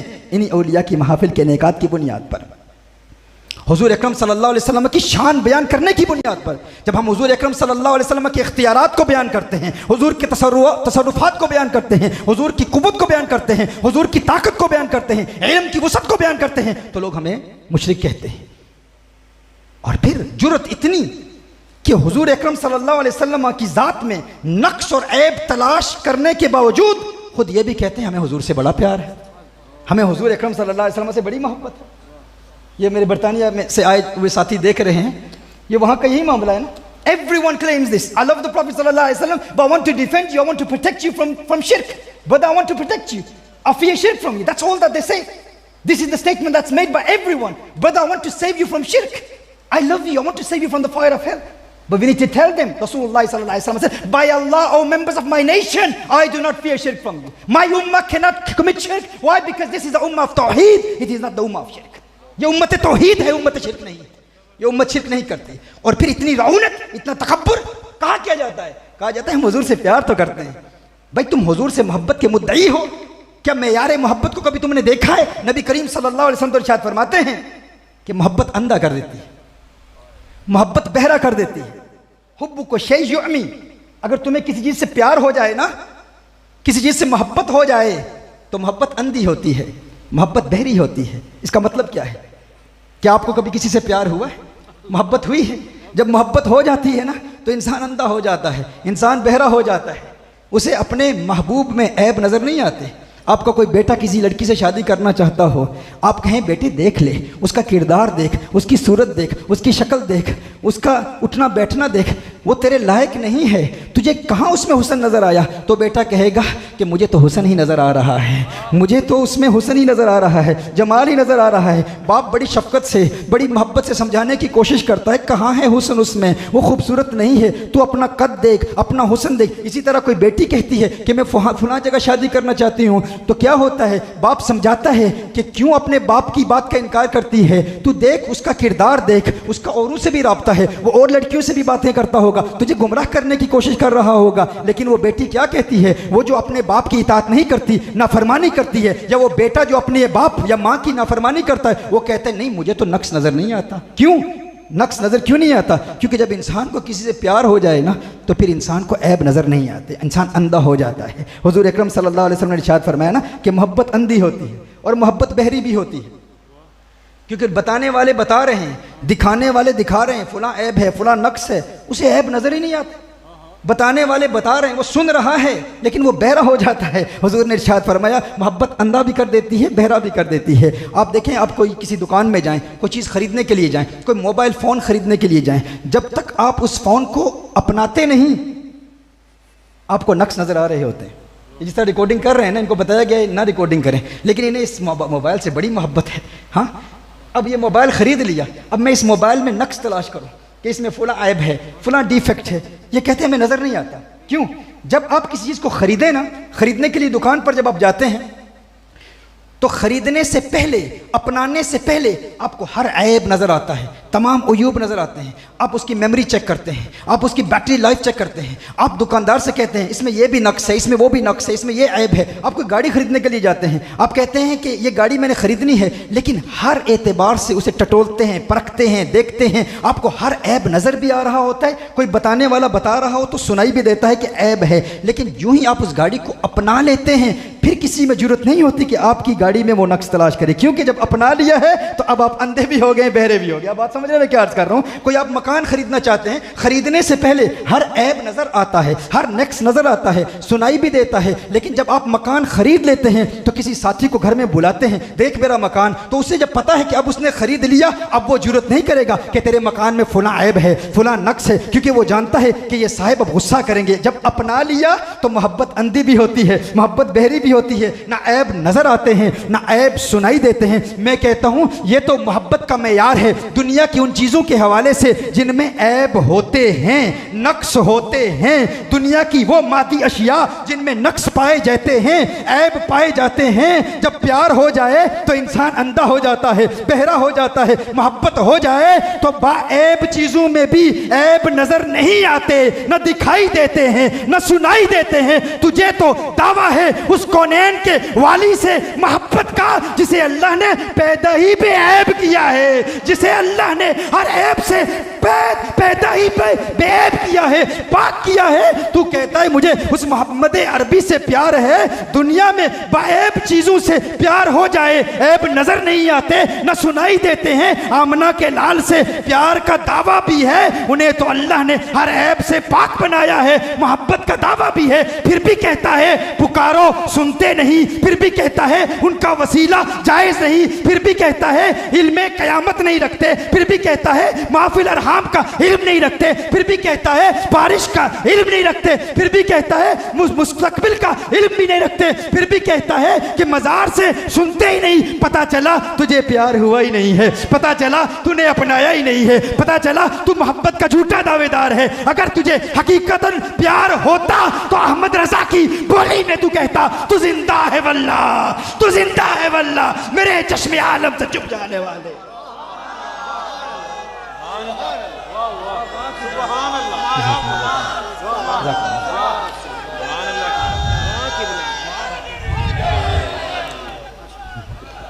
प्यार का झूठा दावा है। अगर सच्चा दावा होता तो फिर जिस चीज़ में ऐब होता है उसमें भी नज़र नहीं आता। जिन्हें अल्लाह ने बनाया ही बेऐब है वो कमाले हुस्ने हुजूर है कि गुमाने नक्स जहां नहीं, यही फूल खार से दूर है, यही शमाए के दुआ नहीं। नारे तकबीर, नारे रिसालत, नारे हैदरी। मेरे आका सल्लल्लाहु अलैहि वसल्लम ने इरशाद फरमाया हुब्बिब अलैया मिन दुनियाकुम सलास, मुझे तुम्हारी दुनिया की 3 चीज़ों से प्यार है। या रसूलल्लाह सल्लल्लाहु अलैहि वसल्लम, सबसे ज़्यादा किस चीज़ से प्यार है? इतर से प्यार है। या रसूलल्लाह सल्लल्लाहु अलैहि वसल्लम, दूसरा किस चीज़ से प्यार है? ज़ौजा से मैलान से प्यार है। तीसरा किस चीज़ से प्यार है? कौनैन के वाली सल्लल्लाहु अलैहि वसल्लम ने इरशाद फरमाया नमाज मेरी आंखों की ठंडक है, नमाज मेरी आंखों की ठंडक है। हुजूर को नमाज से प्यार है और नमाज में भी कुरान भी है, नमाज में फिर कलाम इलाही भी है। क्यों इस दरबार से, क्यों इस बारगाह से, इस आस्थाने से कुरान की तालीम दी जाती है? हाँ? क्योंकि कुरान तुम्हें दुनिया की हर चीज़ से बेनियाज कर देता है। फ़ारूक आज़म रदी अल्लाह ताला अन्हु की बारगाह में एक शख्स हाजिर होता है, दरवाजे पर दस्तक देता है, मुझे आटे की ज़रूरत है। कुछ अरसे के बाद फिर आता है, मुझे रोटी चाहिए। कुछ अरसे के बाद फिर आता है, मुझे पैसा चाहिए। कंजुल उम्माल की हदीस का मफ़हूम पेश कर रहा हूँ। एक दिन फ़ारूक आज़म रदी अल्लाह ताला अन्हु जलाल में आ गए, फरमाया इज़हब तअल्लम कुरान। बार बार मेरे दरवाजे पे आ जाते, जा कुरान पढ़, कुरान का इल्म सीख, कुरान का इल्म पढ़। उसके बाद फिर फ़ारूक आज़म रदी अल्लाह ताला अन्हु की बारगाह में नहीं आया। कुछ अरसे के बाद एक सड़क पर मिला। फ़ारूक आज़म ने फरमाया तू मुझसे नाराज़ है, नाराज़ हो गया है? मैंने तो मना नहीं किया था, मैंने सिर्फ ये कहा था जा कुरान का इल्म पढ़, कुरान को पढ़, लेकिन तूने मेरे घर में आना ही छोड़ दिया। तो फ़ारूक आज़म रदी अल्लाह ताला अन्हु की बारगाह में अर्ज़ करता है ए उमर, जिस चीज़ की तरफ तूने मुझे राग़िब कर दिया है ना, जिस चीज़ की तरफ, जिस इल्म की तरफ तूने मुझे राग़िब कर दिया है, अगनानी अन बाबी उमर, उस इल्म कुरान ने मुझे बाबे उमर से बेनियाज कर दिया है। अल्लाह ने इतनी दौलत दी है, अल्लाह ने इतना माल दिया है, अब मुझे दर दर पर दस्तक देने की ज़रूरत नहीं है। दर दर दिए दुर दुर नालू, दर दर दिए दुर दुर नालू। पंजाबी नहीं आती ना आपको? चलो मैं उर्दू में जारी रखता हूँ, क्योंकि मैं लखनऊ में बैठा हुआ तकरीर कर रहा हूँ ना, यहाँ पंजाबी जानने वाले लोग नहीं होंगे। हाँ जी, वो कराची में जो है, जो गुफ्तगू का मेरा अंदाज़ होता है, या मुंबई में होता है या लखनऊ में होता है, वहीं जारी रखूँ या कुछ बात करूँ आपके लहजे में भी? दर दर निये दुर दुर नालू, दुर बन जा एक दर्दा। हाँ, ये बातें उसे ही समझ आएंगी जो इस बारगाह से फैज़ याफ्ता है। हर एक को समझ नहीं आएगी। क्यों? मूर्ख नू की पंद नसीहत, मूर्ख नू के पंद नसीहत, पत्थर नू की पाला, दुद्धा अंदर काग नुहाइए अंत काले दा काला। दूध के अंदर कव्वे को नहलाएं इस नियत से कि उसका रंग बदल जाएगा, उसका रंग नहीं बदलेगा, वो काले का काला ही रहेगा। लेकिन अहले ज़ौक़ बैठे हैं तो कहा दर दर दिए दुर दुर नालू, दुर बन जा एक दर्दा, चव्वल कुत्ता क्यों खवेंदाएं, दुर बन वक्ता मरदा। चव्वल कुत्ता क्यों दर दर पर जो है दुत्कारे जाते हो, उस एक दर का दुर बन जाओ, मोती बन जाओ। कहा कुरान का इल्म पढ़। कहा ए फ़ारूक आज़म, आपने जिसकी तरफ तवज्जो दिलाई है उस कुरान ने दुनिया के दरवाज़ों से मुझे बेनियाज कर दिया है। तो आओ ये इरादा करें, हम इबादत में भी इस्तिकामत हासिल करेंगे और कुरान की तिलावत भी करते रहेंगे। मेरे आका सल्लल्लाहु अलैहि वसल्लम ने इरशाद फरमाया इन 3 चीज़ों से प्यार है। अब उस महफिल में फ़ारूक आज़म भी मौजूद हैं, सिद्दीक़ अकबर भी मौजूद हैं, उस्मान गनी भी मौजूद हैं, मौला अली भी मौजूद हैं, सिद्दीक़ अकबर अर्ज़ करते हैं, या रसूल अल्लाह सल्लल्लाहु अलैहि वसल्लम, आपने अपनी 3 पसंदीदा चीज़ों को बयान कर दिया। मुझ सिद्दीक़ की भी तमन्ना है कि मैं भी अपनी 3 पसंदीदा चीज़ों को बयान करूँ। ऐ सिद्दीक़, तुझे किस चीज़ से प्यार है? अब देखो सिद्दीक़ अकबर रदियल्लाहु ताला अन्हु का हुस्न इंतिखाब। सिद्दीक़ अकबर रदियल्लाहु ताला अन्हु अर्ज़ करते हैं, या रसूल अल्लाह सल्लल्लाहु अलैहि वसल्लम, अब सिद्दीक़ नमाज भी पढ़ते हैं, रोज़ा भी रखते हैं, हज भी करते हैं, ज़कात भी अदा करते हैं, जिहाद भी करते हैं, कुरान के कारी भी हैं, दीन के मुबल्लिग भी हैं, मेरे आका सल्लल्लाहु अलैहि वसल्लम के खलीफा अव्वल हैं। सिद्दीक़ अकबर रदियल्लाहु ताला अन्हु हर इबादत में कामिल हैं, लेकिन सिद्दीक़ का हुस्न इंतिखाब क्या है? सिद्दीक़ को नमाज से प्यार, रोज़े से प्यार, हर इबादत से प्यार, लेकिन सबसे ज़्यादा प्यार किस चीज़ से है? सिद्दीक़ अर्ज़ करते हैं, अन-नज़्रु इला वजहिक, अन-नज़्रु इला वजहिक, या रसूल अल्लाह सल्लल्लाहु अलैहि वसल्लम, सिद्दीक़ की आंखें हूँ आपका चेहरा हो, सिद्दीक़ की आंखें हूँ आपकी जुल्फ़ें हूँ, सिद्दीक़ की आंखें हूँ मज़ाक के सुर्ख डोरे हूँ, सिद्दीक़ की आंखें हूँ अलम नशरह का सीना हो। सिद्दीक़ चाहता है, हर एक चीज़ से प्यार करता है, लेकिन सबसे ज़्यादा प्यारी कौन सी इबादत है? सिद्दीक़ चेहरा वद्दुहा को देखना चाहता है।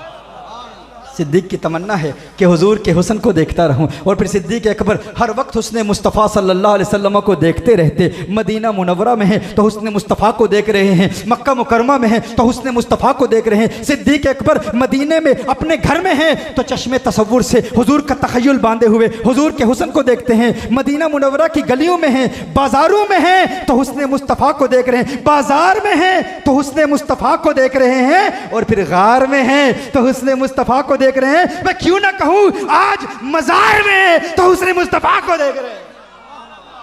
सिद्दीक़ हुस्न मुस्तफ़ा को देख रहे हैं। और फिर कल जन्नत में होंगे तो कोई जन्नत के महल्लात को देखेगा, कोई जन्नत की हूर देखेगा, कोई जन्नत के कसूर देखेगा। सिद्दीक़ जन्नत में भी आमना के लाल के नूर को देखेगा। ये सिद्दीक़ का प्यार है। हाँ? दिल में जिगर में आंख में बस तू ही तू रहे, दिल में जिगर में आंख में बस तू ही तू रहे, इसके सिवा न दिल में कोई आरज़ू रहे। इस एहतिमाम में शौक में सजदे करूं अदा, तेरा ख्याल आए तो दिल बावजू रहे। और जन्नत मेरे नसीब की वाइस को बख्श दे, मेरे कफन में गैस हुए जाना की बू रहे, मेरे कफन में गैस हुए जाना की बू रहे। मैं जुल्फ़े यार तेरे बाल बाल के सदके, रिहाई जिससे न हो जाल के सदके, और जो हशर तक न दे चैन कब्र में बेदम, मैं ऐसी याद के कुर्बान ख्याल के सदके, मैं ऐसी याद के कुर्बान ख्याल के सदके। ये सिद्दीक़ अकबर रदियल्लाहु ताला अन्हु का कौनैन के वाली सल्लल्लाहु अलैहि वसल्लम से प्यार है। या रसूल अल्लाह सल्लल्लाहु अलैहि वसल्लम, मैं चाहता हूँ आपका हुस्न देखता रहूँ। फिर सिद्दीक़ अकबर रदियल्लाहु ताला अन्हु अर्ज़ करते हैं, या रसूल अल्लाह सल्लल्लाहु अलैहि वसल्लम, दूसरी पसंदीदा चीज़ ये है मेरी बेटी हो आपके निकाह में हो। हे सिद्दीक़, तीसरी पसंदीदा चीज़ क्या है? मेरा माल हो तमाम आपके नाम पे कुर्बान कर दूँ। अब फ़ारूक आज़म भी मौजूद हैं। फ़ारूक आज़म अर्ज़ करते हैं, या रसूल अल्लाह सल्लल्लाहु अलैहि वसल्लम, मुझ फ़ारूक को भी 3 चीज़ों से प्यार है। अब ये रब्त देखें, सिद्दीक़ अकबर रदियल्लाहु ताला अन्हु को हुजूर का दीदार सबसे प्यारा है। क्यों? हम यहाँ के एथिस्ट से जब बात करते हैं तो वो कहते हैं अल्लाह के वजूद की दलील पेश करो, तो हम अकली दलाइल पेश करते हैं, हम टेलियोलॉजिकल आर्गूमेंट पेश करते हैं, ऑन्टोलॉजिकल आर्गूमेंट पेश करते हैं, कॉस्मोलॉजिकल आर्गूमेंट पेश करते हैं, हम साइंटिफिक दलाइल पेश करते हैं, हम कुरान से दलाइल पेश करते हैं, उनकी किताबों का मुताला करके उनकी किताबों की रोशनी में उनका रद्द करते हैं, सारे दलाइल पेश करते हैं। अल्हम्दुलिल्लाह वो काफ़ी हैं, लेकिन सबसे बड़ी दलील ज़ात मुस्तफ़ा सल्लल्लाहु अलैहि वसल्लम है। वो कहते हैं अगर है तो दिखाओ, अगर है तो दिखाओ। आज भी लोग कहते हैं अगर है तो दिखाओ। तो एक कायदा, एक उसूल याद करें कि गायत कुर्ब गायत खिफा का सबब होती है। ये एक उसूल है कि जो चीज़ इंसान से जितनी करीब हो ना, उतनी ही निगाहों से ओझल होती चली जाती है। गायत कुर्ब गायत खिफा का सबब होती है। जी कान अगर है तो नज़र क्यों नहीं आता, अगर है तो नज़र क्यों नहीं आता। फिर हुजूर अकरम सल्लल्लाहु अलैहि वसल्लम की ज़ात का इनकार, इंटरसेशन ऑफ रसूलुल्लाह सल्लल्लाहु अलैहि वसल्लम का इनकार, तो गायत कुर्ब गायत खिफा का सबब होती है। देखिए मैं अपनी ये उंगली है, मैं इसको देख रहा हूँ, क्योंकि अभी आंखों से दूर है ना तो नज़र आ रही है। अब कुछ और करीब हो गई, अब भी नज़र आ रही है। अब और करीब होगी तो रफ्ता रफ्ता ये निगाहों से ओझल होती चली आ रही है, धुंधला सा नज़र आ रहा है। फिर अब और करीब होगी, अब मुझे उंगली नज़र नहीं आ रही। क्यों? क्योंकि जो चीज़ इंसान के जितने करीब होती है उतनी ही उसकी निगाहों से ओझल होती चली जाती है। इसीलिए आप में से किसी ने कभी अपनी आंखों को नहीं देखा? क्या आप में से किसी ने कभी अपनी आंखों को देखा है? नहीं देखा। क्यों? क्योंकि आंखें आपके माथे से मुत्तसिल हैं, वो इतनी करीब हैं कि अब नज़र नहीं आती। अब कोई कहे कि मुझे नज़र आती हैं, मैंने देखा है, तो हम कहेंगे दलील दो। कोई शख्स ये कहेगा कि मेरे पास दलील तो नहीं है, लेकिन किसी देखने वाले ने बताया है तेरी आंखें हैं, तो मैंने उसकी बात पर एतमाद कर लिया कि मेरी आंखें हैं। तो उसे ये कहा जाएगा कि जिस देखने वाले ने तुझे बताया तेरी आंखें हैं, उसने तेरी आंखों को अपनी किन आंखों से देखा था? तुम कहते हो ना, जब तक देखूंगा नहीं उस वक्त तक मानूंगा नहीं। तो जिसने तुम्हें कहा है तेरी आंखें हैं और तुमने उसकी बात पर एतमाद कर लिया, क्या उसकी आंखें भी हैं? अगर उसकी आंखें हैं तो उसने अपनी आंखों को देखा है। तुम तो कहते हो नहीं देखा, क्योंकि तुमने कभी अपनी आंखों को नहीं देखा, तो अपनी आंखों के वजूद को क्यों मानते हो? कहा उसने बताया है, तो उसने भी तुम्हारी आंखों को अपनी उन आंखों से देखा है जिन आंखों को उसने भी कभी नहीं देखा था। अब समझ रहे मैं क्या अर्ज कर रहा हूं? उसने भी, तो उसको तो तू अंधा समझता है, क्योंकि उसने भी अपनी आंखों को नहीं देखा, तो उस अंधे की बात पर यकीन करके तूने अपनी आंखों के वजूद को तस्लीम कर लिया। एक शख्स बड़ी रऊनत से कहता है, मैंने अपनी आंखों को देखा है। अच्छा, तूने अपनी आंखों को देखा है? कहां देखा है?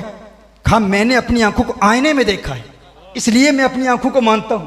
अच्छा, तूने अपनी आंखों को आईने में देखा है, तो ये बता, जब तूने अपनी आंखों को आईने में देखा था तो किन आंखों से देखा था? जब तूने अपनी आंखों को देखा था तो बता फिर किन आंखों से देखा था? अगर इन आंखों से देखा था, अगर ये आंखें यहां हैं, तो किस चीज को देख रहा था? वो आंखें में आईने में कैसे? वो तो यहां हैं। और अगर ये आंखें आईने में मुंतकिल हो गई थी तो फिर देखा किन आंखों के साथ था? क्या सुनने आप क्या अर्ज कर रहा हूं? पता चला तूने आईने में अपनी आंखों को नहीं देखा, अपनी आंखों के परतों को देखा, अपनी आंखों की रिफ्लेक्शन को देखा, अपनी आंखों के अक्स को देखा। तूने आईने में अपनी आंखों को नहीं देखा, अपनी आंखों की रिफ्लेक्शन को देखा। तो मैं ये कहने में हक बजानिब हूं कि वो आंखें जो तेरे जिस्म के करीब हैं, उन्हें तू आईने के वसीले के बगैर नहीं देख सकता, तो वो रब जो तेरी शेरक से भी करीब है, उसे वसीला मुस्तफा के बगैर कैसे देख सकता?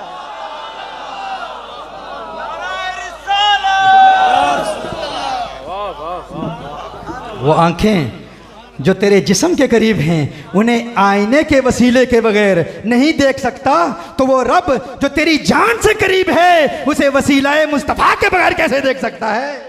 इसीलिए अन्नज़रु इला वजहिक, अन्नज़रु इला वजहिक, या रसूल अल्लाह सल्लल्लाहु अलैहि वसल्लम, अल्लाह की इबादत करता हूँ लेकिन चेहरा वद्दुहा को देखता रहता हूँ। मैं चाहता हूँ मेरी आंखें हों, आपका चेहरा हो, मैं ज़ियारत करता रहूँ, मेरी बेटी हो, आपके निकाह में हो, मेरा माल हो, सारा माल आपके नाम पे कुर्बान कर दूँ। और फिर फारूक आज़म अर्ज़ करते हैं, या रसूल अल्लाह सल्लल्लाहु अलैहि वसल्लम, मुझ उमर की भी एक तमन्ना है।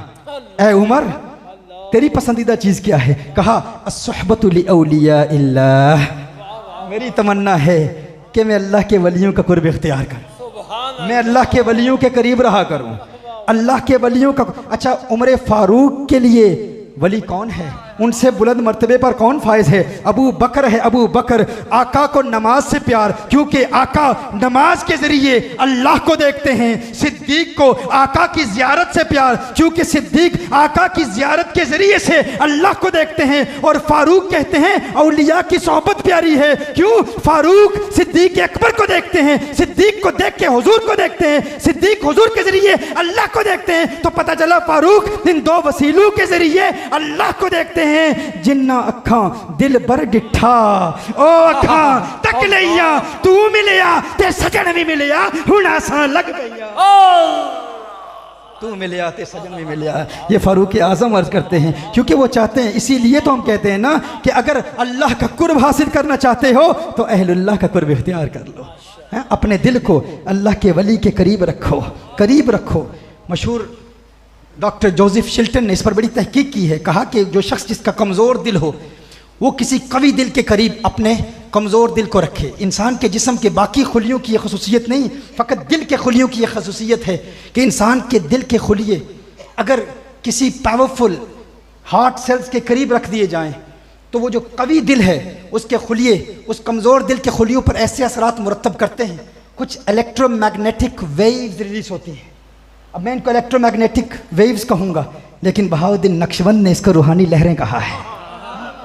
ये बाबू की बातें नहीं, तुम कहते ये बाबू की बातें हैं, ये वो बातें हैं जो कुरान से भी साबित हैं, ये वो बातें हैं जो साइंटिफिक दलाइल से भी साबित हैं, अकल भी कबूल करता है। कहा इलेक्ट्रोमैग्नेटिक वेव्स रिलीज होती हैं कवि दिल से जो कमज़ोर दिल के खुलियों पर पड़ती हैं। अगर आप किसी प्लेटफॉर्म पर इंसान के दिल के कमज़ोर खुलिए को अकेला रखें लेबॉर्ट्री में, तो वो कुछ देर के लिए धड़केगा, उसकी धड़कन को आप देखेंगे, उसकी हरकत, उसकी जुम्बिश, उसकी लर्जिश को आप देखेंगे, उसकी हरकत रफ्ता रफ्ता कम होती चली जाएगी। फिर एक वक्त आएगा, चूँकि वो खुलिया अकेला है, तन्हा है, उसकी मौत वाक़ई हो जाएगी। लेकिन कहा कि अगर किसी कवि दिल वाले के कवि खुलिए को उस कमज़ोर दिल के खुलिए के साथ रख दें, तो वो कवि दिल का कवि खुलिया कुछ इलेक्ट्रोमैग्नेटिक वेव्स रिलीज़ करेगा। जब इन दोनों की वेव्स आपस में मिलेंगी तो वो कवि दिल का कवि खुलिया उस कमज़ोर खुलिए की मौत वाक़ई नहीं होने देगा। कहा डॉक्टर जोसेफ शिल्टन कहता है कि ये सिर्फ खुलियों की बात नहीं है, इसका आम मुशाहदा आप एक महफिल में, एक कमरे में कर सकते हैं। किसी कमरे में अगर कवि दिल वाला शख्स मौजूद हो और साथ कमज़ोर दिल वाले लोग भी मौजूद हों और वो कुछ ऐसा कलाम करना शुरू कर दें कि उनके दिल की हरकत मिल जाए, तो कवि दिल कुछ ऐसी इलेक्ट्रोमैग्नेटिक वेव्स रिलीज करेगा कि वो कमज़ोर दिल को भी कवि से कवितर बनाएगा। लेकिन शर्त यह है कि वो हम आवाज़ होकर कलाम करें। क्या सुन रहे, अब मैं क्या अर्ज़ कर रहा हूँ? नक्शबंदी, ये तो तुम्हारा मौजू है, ये तो तुम्हारा सब्जेक्ट है। तुम तो कहते हो कि एक आवाज़ में जिक्र करो, अल्लाह अल्लाह की ज़रब हो, एक आवाज़ हो, एक अंदाज हो, सांसें मिलाकर जिक्र करो। तुमने कहा ये बाबू की बातें हैं, तुमने कहा ये साईं की बातें हैं। मैं कहा साइयों की बातें नहीं, ये साइंस की बातें हैं, ये साइंस की बातें हैं, ये कुरान से भी साबित हैं, ये हदीस से भी साबित हैं। कहा कि वो कवि दिल कमज़ोर दिल को मजबूत करेगा। इसी तरह अल्लाह अल्लाह का जब विर्द किया जाता है, और देखें फीटल रिएक्शन टू साउंड, एक मशहूर किताब है। बच्चे के जब बच्चा माँ के रहम में होता है, रहम मादर में होता है, तो बच्चे का कुछ वक्त के बाद उसका ऑडिटोरी सिस्टम, उसकी कुव्वत समात बहाल हो जाती है, और बच्चा अपने माँ के पेट में सबसे ज़्यादा जिस आवाज़ को सुनता है वो माँ के दिल की धड़कन है। कहा उस दिल की धड़कन का उस बच्चे की प्रैक्टिकल लाइफ में इतना असर पड़ता है कि जब वो बच्चा दुनिया में आता है तो उसकी आदतें उसकी माँ की आदतों की तरह हो जाती हैं। क्योंकि जो आवाज़ बच्चा माँ के पेट में सबसे ज़्यादा सुनता है वो क्या है? माँ के दिल की धड़कन। इसीलिए साइकोलॉजिस्ट कहते हैं कि जब बच्चा दुनिया में आता है, जब वो रोता है, जब बच्चा सोता नहीं, तो माँ उसे अपने जिस्म के साथ रखती है, अपने सीने पर किस जानिब रखती है? बाईं जानिब। बाईं जानिब क्यों रखती है? क्यों कि बच्चा माँ के पेट में जिस आवाज़ को सुनता था वो माँ के दिल की धड़कन थी, वो दिल की धड़कन उसे सुकून देती है। कहा जब बच्चा रोता है तो माँ उसे बाईं जानिब अपने सीने से लगाती है, तो उसे माँ के पेट में जो दिल की धड़कन की आवाज़ आती है वो याद आती है, तो उसे नींद आ जाती है, सुकून मिलता है। और फिर जब बच्चा दुनिया में, और इसीलिए आज कहा जाता है कुछ लोगों को क्लॉक की टिक टिक, ये जो हम साइकोलॉजी पर हम बयान करते हैं, चाइल्ड साइकोलॉजी पर, कि अगर किसी को नींद ना आती हो तो वो लाइट्स ऑफ कर दे और क्लॉक की टिक टिक की आवाज़, ये जो घड़ियाल है, घड़ी है, इसकी टिक टिक की आवाज़ आपको सुकून देती है और आपको आसानी से नींद आ जाती है। कहा क्यों? कहा वो टिक टिक की आवाज़ आप माँ के पेट में सुनते थे, आप उसके आदी हो चुके हैं, इसलिए आपको नींद आ जाती है। और फिर फीचर रिएक्शन टू साउंड में कहा गया कि जब वो बच्चा दुनिया में आता है तो उस बच्चे की आदतें उसकी माँ की तरह हो जाती हैं, उस बच्चे की आदतें उसकी माँ की तरह हो जाती हैं, उसका जाहिर उसकी माँ की तरह हो जाता है। तो मैं ये क्यों ना कहूँ कि वो बच्चा जो 9 महीने अपने माँ के पेट में रहता है, जब इस दुनिया में आता है तो उसकी ये दुनिया उसकी माँ की दुनिया की तरह हो जाती है। तो जो मुरीद अपने कमज़ोर दिल को अपने मुर्शिद के कवी दिल के करीब रखता है, वो इस दुनिया में रखता है, उस दुनिया में उसकी आखिरत अपने मुर्शिद की आखिरत की तरह हो जाती है। इसीलिए तो दिल को करीब रखने के लिए कहा गया ना कि दिलों को करीब रखो, अपने कामिल मुर्शिद के कवी दिल के करीब रखो, लेकिन इसके लिए फिर इनकिसारी भी चाहिए, आजी भी चाहिए। न कोई दिल मिलाता है, न कोई दिल से मिलता है, न कोई दिल मिलाता है, न कोई दिल से मिलता है। किसी ने सच कहा है, दिल बड़ी मुश्किल से मिलता है। मोटे मोटे पेट रास्ते में आ जाते हैं ना, लालच रास्ते में आ जाते। मुर्शिद की बारगाह में झुकना किसी किसी को नसीब होता है, जो कामिल इताअत वाला होता है, कामिल मुत्तबे होता है, वो अपने दिल को दिल से मिलाता है, न कोई दिल मिलाता है न कोई दिल से मिलता है। किसी ने सच कहा है, दिल बड़ी मुश्किल से मिलता है, और जिसका मिल जाए ना फिर वो कहता है हार थीमा टेंदे गल दावे माही निमे असलों दूर न थीमा या तेंदे पैरों दी थीमा जुत्ती नित कदमा हेठ मधीवा इजिज नियाज ए मुट्ठी सादी नित बांदी यार सदीवा यार फरीदा मुक्ते दिल बरदा मैं वेख वेख के जीवा। यार फरीद गोल गता में खेश कबीला एक सोने या तिंडड़े नाथू रब दी कसम माही प्यारा लगना है सकू बाबुल वीर ते माथू उम्र गुजारा विच कदमा दे एक वारी जे आखे हाँ तू यार फरीदा मैं दूर नहीं वसना तेरी जुल्फ दी ठंडड़ी छा। मैं दूर नहीं वसना तेरी जुल्फ दी ठंडड़ी छा तू। उसे महबूब की मुर्शिद की जुल्फ की ठंडी छाँव प्यारी लगती है। या रसूल अल्लाह या फारूक आज़म अर्ज़ करते हैं अस्सहबतु लि औलिया इल्लाह। ए फारूक दूसरी पसंदीदा चीज़ क्या है? कहा अल कहरु लि आदा इल्लाह। मैं चाहता हूँ अल्लाह के दुश्मनों पर कहर बन के गिरूँ। अब अल्लाह के दुश्मन कौन है? अल्लाह के दुश्मन कौन है? बुखारी की हदीस हर एक जानता है, हदीस कुदसी है, मन आद अली वलीजन फ़क़द आज़नतुहु बिल हर्ब। अल्लाह जल्ल वाला ऐलान जंग कर रहा है।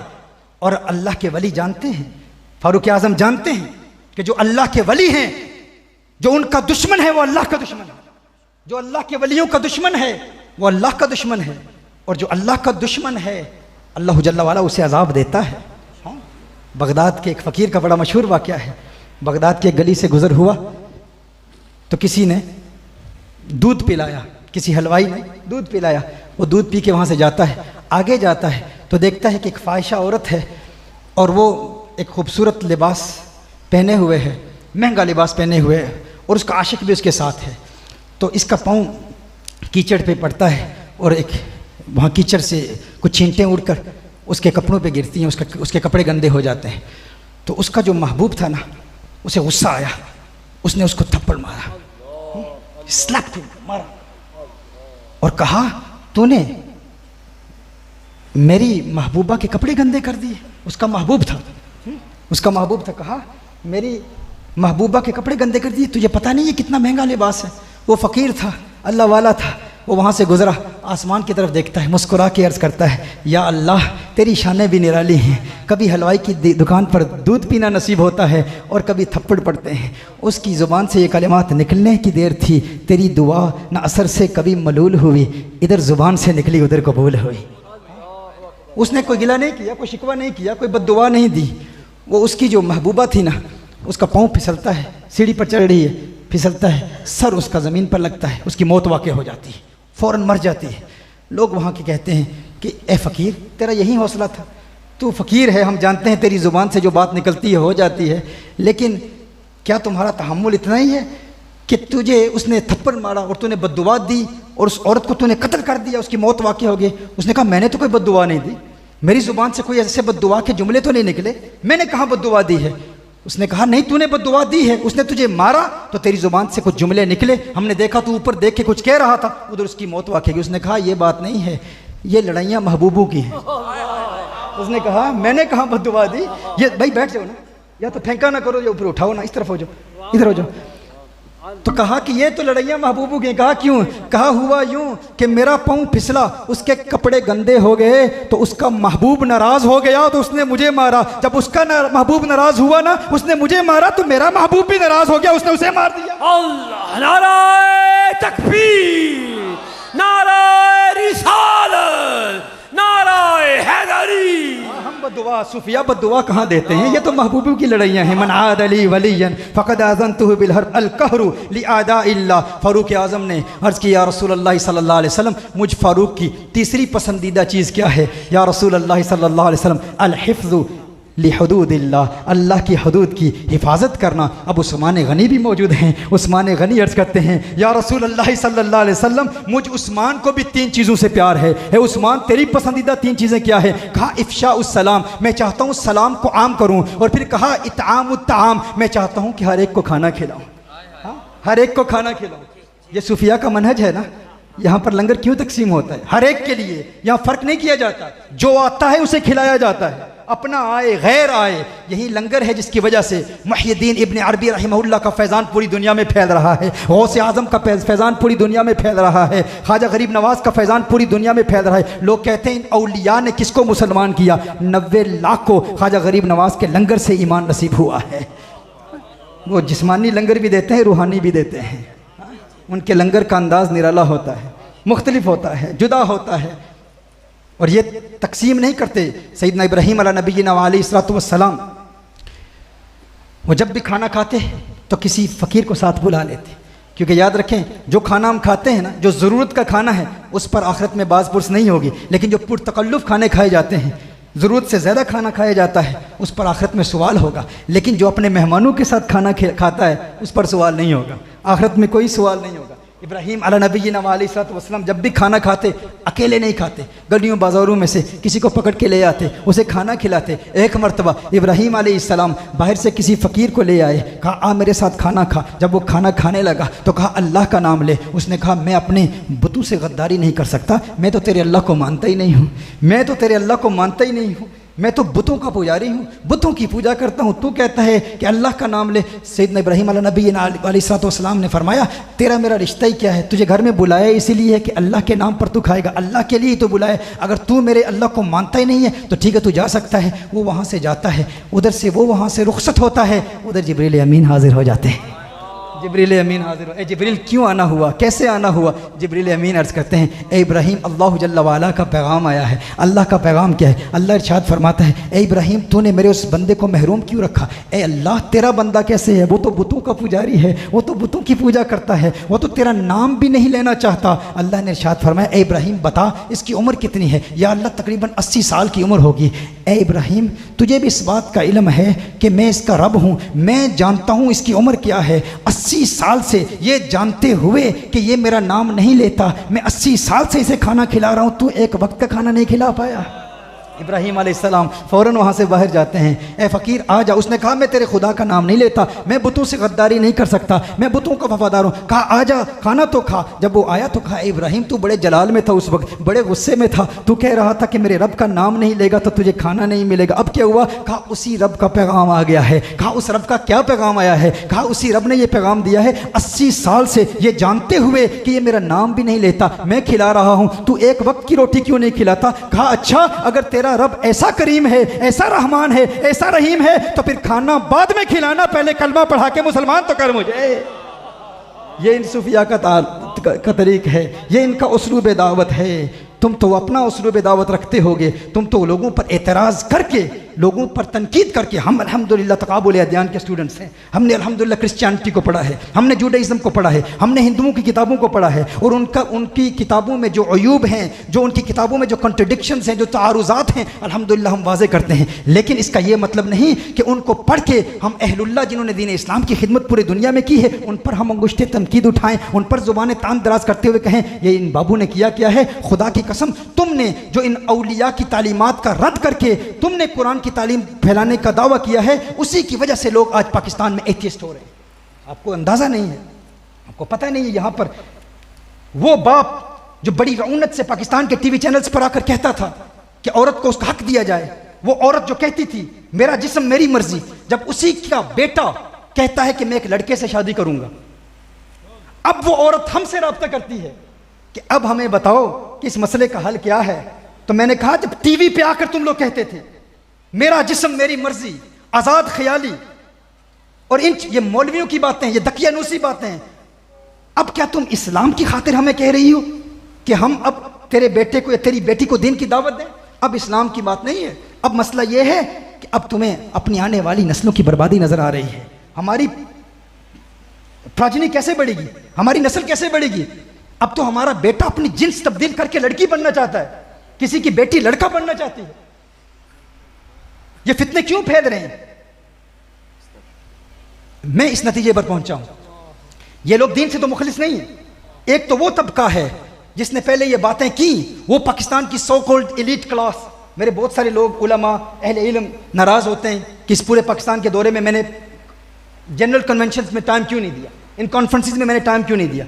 मैं कहता हूं मेरे लिए इन एथियस्ट के साथ अगर 40-50 एथियस्ट भी बैठे हों, उनमें से कोई एक भी पाकिस्तानी एथियस्ट अगर मुसलमान हो जाए, वो इससे बेहतर है कि मैं हज़ारों के मजमू में खिताब करूं, क्योंकि आपको इसकी अहमियत का अंदाज़ा नहीं है। इस फील्ड में काम ही नहीं हो रहा, इस फील्ड में वक्त ही नहीं दिया जा रहा। बहुत सारे लोग कराची में भी बहुत नाराज़ हुए, लाहौर में भी नाराज़ हुए कि आप ये टाइम आप 3 हफ्तों के लिए आए हैं। हर रोज़ अल्हम्दुलिल्लाह हमारी इन लोगों से मुलाकातें हैं, और ये उलमा के पास जाते ही नहीं, ये हमारे स्कॉलर्स के पास जाते ही नहीं, ये मसाजिद में जाते ही नहीं, ये बड़ी ऐलानिया हुजूर अकरम सल्लल्लाहु अलैहि वसल्लम की ज़ात पर तनकीद करते हैं। हुजूर अकरम सल्लल्लाहु अलैहि वसल्लम की सैयदा आयशा रज़ियल्लाहु ताला अन्हा के साथ उस उम्र में निकाह क्यों हुआ, नबी करीम सल्लल्लाहु अलैहि वसल्लम के हवाले से ऐसे सख्त जुमले अगर आप सुने तो आप तो कहेंगे ना, सरतन से जुदा, सरतन से जुदा। हर वक्त सरतन से जुदा नहीं होता, इनमें से ऐसे लोग भी जो मुखलिस हैं। क्या क़यामत के रोज़ नबी करीम सल्लल्लाहु अलैहि वसल्लम हमसे नहीं पूछेंगे कि आपने इनके एतराज़ात के जवाब क्यों नहीं दिए? इनकी तो किसी ने तरबियत ही नहीं की, ये तो हमारी मस्जिदों में आते ही नहीं। आज कराची में, इस्लामाबाद में, लाहौर में इल्यूमिनाटी, फ्री मेसनरी, सैटनिस्ट मूवमेंट्स, ये अपने घरों में लूसीफर की पूजा कर रहे हैं, शैतान की पूजा कर रहे हैं। इसी पाकिस्तान में आपके बेटे, आपके बच्चे, इसी सो कॉल्ड एलीट क्लास को फॉलो करने वाले आज शैतान के पुजारी हैं, अल्लाह जल्ल व अला की ज़ात पर तनकीद कर रहे हैं, और आपके उर्दू बोलने वाले एथियस्ट यहाँ की सोशल मीडिया पर छाए हुए हैं। एक तरफ तो वो तबका है, और दूसरी तरफ वो तबका है जो कहता है बाबे तो कुछ है ही नहीं। हमने इन नौजवानों से पूछा, खुदा की कसम बेशुमार ऐसे नौजवान इनसे हमसे पूछा, हमने उनसे पूछा कि तुम एथियस्ट क्यों बने, तो उनका जवाब यह था कि पहले हम दीन की तरफ आए थे, लेकिन जब दीन की तरफ आए तो सोशल मीडिया में जो सबसे ज्यादा मशहूर लोग थे उनकी बातें यही थी कि ये बाबे कुछ नहीं कर सकते। तो हम इस नतीजे पर पहुंचे कि अगर बाबे मरने के बाद मदद नहीं कर सकते, और ये कहा जाता है कि अगर बाबे मदद नहीं कर सकते, अगर नहीं कर रहे तो बाबों की मदद को मानना ही गलत है, तो फिर अल्लाह भी फलस्तीन को आज़ाद नहीं कर रहा, तो अल्लाह के वजूद को हम क्यों माने? इन मंतकी नतीजों के जरिए ये लोग इस नतीजे पर पहुंचे। तो इनके लिए फैसिलिटेट इनको किसने किया, इनके लिए दरवाजे किसने खोले? वो इसी बयानिए के जरिए से खुले। और दूसरी तरफ हमारे जाहिल पीरों की वजह से, हमारे फ्रॉडस्टर पीरों की वजह से, जिन्होंने इस्लाम को नुकसान पहुंचाया है। क्योंकि एक आम बंदा जो किसी पीर के पास जाता है, किसी मुर्शिद के पास जाता है, वो मुर्शिद तकरीर के लिए भी पैसे लेता है, वो खिदमतें ले रहा है। पीर दावा करता है, कभी गौस पाक की करामत बयान करता है, कभी नबी करीम सल्लल्लाहु अलैहि वसल्लम की हदीस की रोशनी में करामतें बयान करता है, लेकिन बयान कर मौजज़ात कर रहा है हुजूर के, बयान कर रहा है अपनी वलियों की करामतें, ख्वाजा बहाउद्दीन नक्शबंद की, ख्वाजा गरीब नवाज की, लेकिन फिर निस्बत अपनी जानिब की जा रही है कि मैं इस मकाम पर फाइज हूं। फिर जब उस बंदे को उस पीर से फायदा हासिल नहीं होता, वो जानता है कि इस पीर ने सारी जिंदगी मेरे बाप को लूटा है, ये वो पीर है जिसने सारी जिंदगी हमें कहा है कि डॉक्टर के पास ना जाओ, तुम हमारे पास आओ, हम तुम्हें शिफा देंगे, इतना पैसा दो। मैं उन जाली पीरों के बारे में बात कर रहा हूं। जब वो नौजवान अपने घर के इस माहौल को देखता है और वो कहता है यार ये तो सारे फ्रॉडस्टर्स हैं, दूसरी जानिब से एक बयानिया मिलता है कि ये तो कुछ कर ही नहीं सकते, तो फिर वो फौरन उसको एक्सेप्ट कर लेता है। तो ये इन दो बातों पर जोर देना इंतहाई जरूरी है। जो लोग इल्म से दूर हैं, कुरान और सुन्नत से दूर हैं, जो दीन इस्लाम को बेच रहे हैं अपनी जात के लिए, अपनी जाती मफादात के लिए दीन इस्लाम को बेच रहे हैं, उनको जब हमारे नौजवान देखते हैं कि ये तो दावा करता है कि मैं अल्लाह का वली हूं, और फिर औलिया की करामात बयान करके अपनी तरफ मंसूब करता है कि हर मरहला जिंदगी में मैं तुम्हारी मदद करूंगा, और अल्लाह जल्ल व अला की तकदीर पर बात ही नहीं करता, और लोग कहते हैं जब हमारा पीर सब कुछ हमें देगा तो फिर जब मदद का वक्त आता है तो देता क्यों नहीं? दूसरी जानिब वो लोग हैं जो कहते हैं बाबे तो कुछ है ही नहीं, तो वो इन फ्रॉडस्टर्स को बयान करते हैं, इनकी तरफ निस्बतें करते हैं। लोग अपने मुआशरे में ऐसे फ्रॉडस्टर्स को देखते हैं, वो इस बयानियों को एक्सेप्ट कर लेते हैं। लेकिन क्या वजह है जब हमसे लोग कहते हैं कि बयानिया यहां पर बहुत मशहूर हो गया है? आज हर बंदा, मेरे पास तो ऐसे लोग भी आते हैं, एक बहुत बड़े शेख, एक बहुत बड़े पीर का मुरीद, मेरे का बेटा जिसको उसने आलिम भी बनाया, इब्तदाई तौर पर उसने इल्म की कुछ किताबें पढ़ी, बाप खुद आता है, वो कहते हैं मेरा बेटा बागी हो गया, वो कहते हैं बाबे तो कुछ चीज ही नहीं। क्यों? ये दलीलें पेश कर रहा है। वो कहते हैं हमारे घर की हालत ये है कि पीर सब औरतों से मुलाकात करते हैं, मखलूत महाफिल का इनेकाद किया जाता है। ये तो मैंने आज देखा, अल्हम्दुलिल्लाह मुझे खुशी हुई जब इन्होंने मुझे बताया कि औरतें पर्दे में हैं। यहाँ फ्री मिक्सिंग नहीं होती। तो अल्हम्दुलिल्लाह अहले हक भी मौजूद हैं, लेकिन ऐसे बातिल के अलमबरदार जो दीन इस्लाम का सौदा कर रहे हैं, जिसकी वजह से हमारी आने वाली नस्लें बर्बाद हो रही हैं। ये दो एक्सट्रीम हैं। एक तरफ वो लोग जो सोशल मीडिया पर ये कह रहे हैं कि इन औलिया से दूर रहें, ये कुछ भी नहीं कर सकते, और दूसरी तरफ एथिज्म की तालीमात, ये बयानिया मिलकर हमारी आने वाली नस्लों को बर्बाद कर रहा है, हमारी इस नौजवान नस्ल को बर्बाद कर रहा है। इसलिए हमारे लिए ज़रूरी है मोहतरम अहिब्बा कि इन दोनों का रद्द किया जाए, एथिज्म का रद्द भी किया जाए। इल्हाद के फितने, हमारे लोग कहते हैं लोग वहाबी हो गए, भाई ये फितना बाद वाला है। अब हमारे लोग काफिर हो रहे हैं, मुर्तद हो रहे हैं, जाहिर है इन लोगों ने उनके लिए दरवाजे खोले हैं।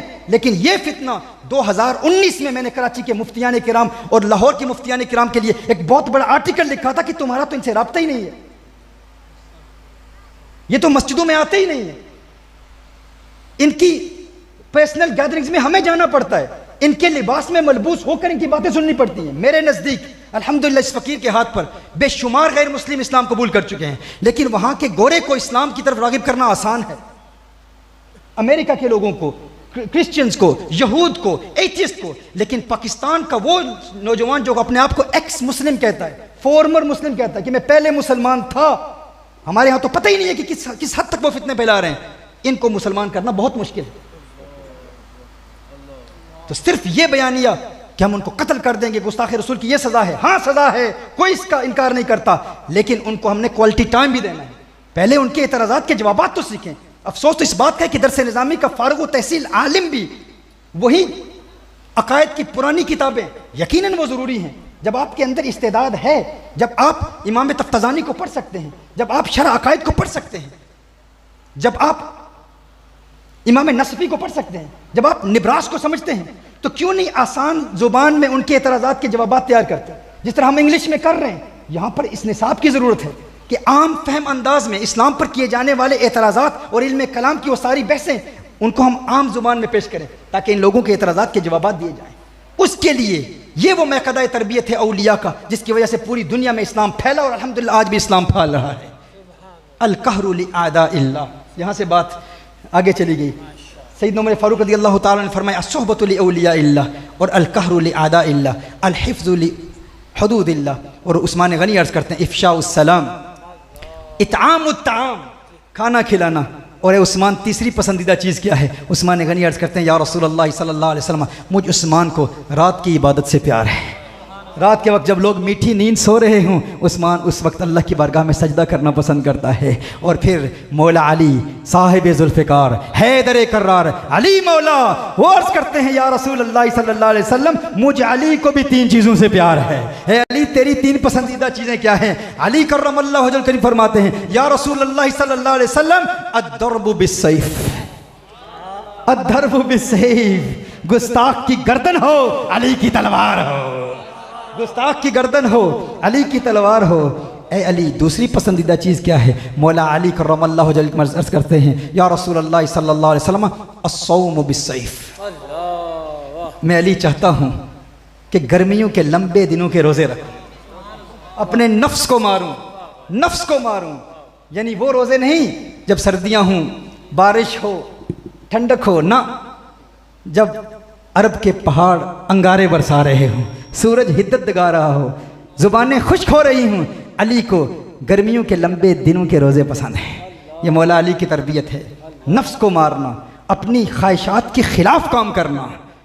अगर लज्जते तर्क के लज्जत बदानी, दिगर लज्जते नफ्स लज्जत न खानी, तर्क के लज्जत भी नहीं लज्जत से कम, कुछ मज़ा इसका भी देखा चाहिए, कुछ मज़ा इसका भी देखा चाहिए। तुम्हें पता ही नहीं है तर्क के लज्जत में कितनी लज्जत है। नज़ारे की हवस है तो आंखों को बंद कर, है देखना यहीं कि ना देखा करे कोई। अगर गुजरात की हसीनाओं को देखने की भी तमन्ना है और फिर कहते हो हुजूर अकरम सल्लल्लाहु अलैहि वसल्लम का दीदार करूंगा, रात के वक्त टेलीफोन पर पोर्नोग्राफी देख रहे हो, मूवीज़ देख रहे हो, और फिर ये दावा है कि मैं हुजूर की ज़ियारत करना चाहता हूँ। ना ना, पहले खाना दिल को पाक कर, तज़किया नफ्स के मराहिल तय कर, अपने नफ्स की खिलाफ वर्जी कर, और फिर देख हुस्न मुस्तफ़ा सल्लल्लाहु अलैहि वसल्लम कैसे नज़र आता है। मौला अली करमल्लाहु वजहहु करीम फिर अर्ज़ करते हैं या रसूलल्लाह सल्लल्लाहु अलैहि वसल्लम, मुझे अली की तीसरी पसंदीदा चीज़ ये है इकरामुद्दैफ, मैं चाहता हूँ मेहमान नवाजी करूँ। ये सूफिया का मनहज यही है ना, मेहमान नवाजी करना। जो आए अच्छा, मेरे आका सल्लल्लाहु अलैहि वसल्लम ने इरशाद फरमाया, जो किसी मोमिन की हाजत पूरी करता है इसलिए ताकि उसे खुश कर दे, उसने मुझ मोहम्मद को खुश कर दिया सल्लल्लाहु अलैहि वसल्लम। लोगों में खुशियां तकसीम करो। हुजूर ने इरशाद फरमाया, जिसने मुझे खुश कर दिया अल्लाह ने उसे जन्नत अता फरमा दी। मेरे आका सल्लल्लाहु अलैहि वसल्लम ने इरशाद फरमाया, अत-तरगीब व तरहीब की हदीस है। हुजूर ने इरशाद फरमाया, जब मोमिन किसी मोमिन को खुश करता है, जब किसी के दिल में खुशी को डालता है, तो अल्लाह जल्ला वाला उसके इस अमल से एक फरिश्ता पैदा करता है, एक फरिश्ता पैदा करता है। वो फरिश्ता उस वक्त से लेकर उसकी मौत तक अल्लाह की इबादत करता रहता है। और जब वो शख्स कब्र में जाता है तो वो फरिश्ता उसकी कब्र में आता है और कहता है, क्या तुम मुझे पहचानते हो? वो कहता है, तुम कौन है, तुम कौन हो? तो वो फरिश्ता कहता है, मैं वही खुशी हूँ जो तूने एक मोमिन के दिल में पैदा की थी, मैं वही खुशी हूँ जो तूने एक मोमिन के दिल में पैदा की थी। फरिश्ते की सूरत इख्तियार करके उस वक्त से अल्लाह की इबादत कर रहा हूँ। और आज तेरी कब्र में क्यों आया हूँ? इसलिए आया हूँ ताकि इस मुश्किल लम्हे में तुझे तसल्ली दूँ, तुझे सुकून दूँ।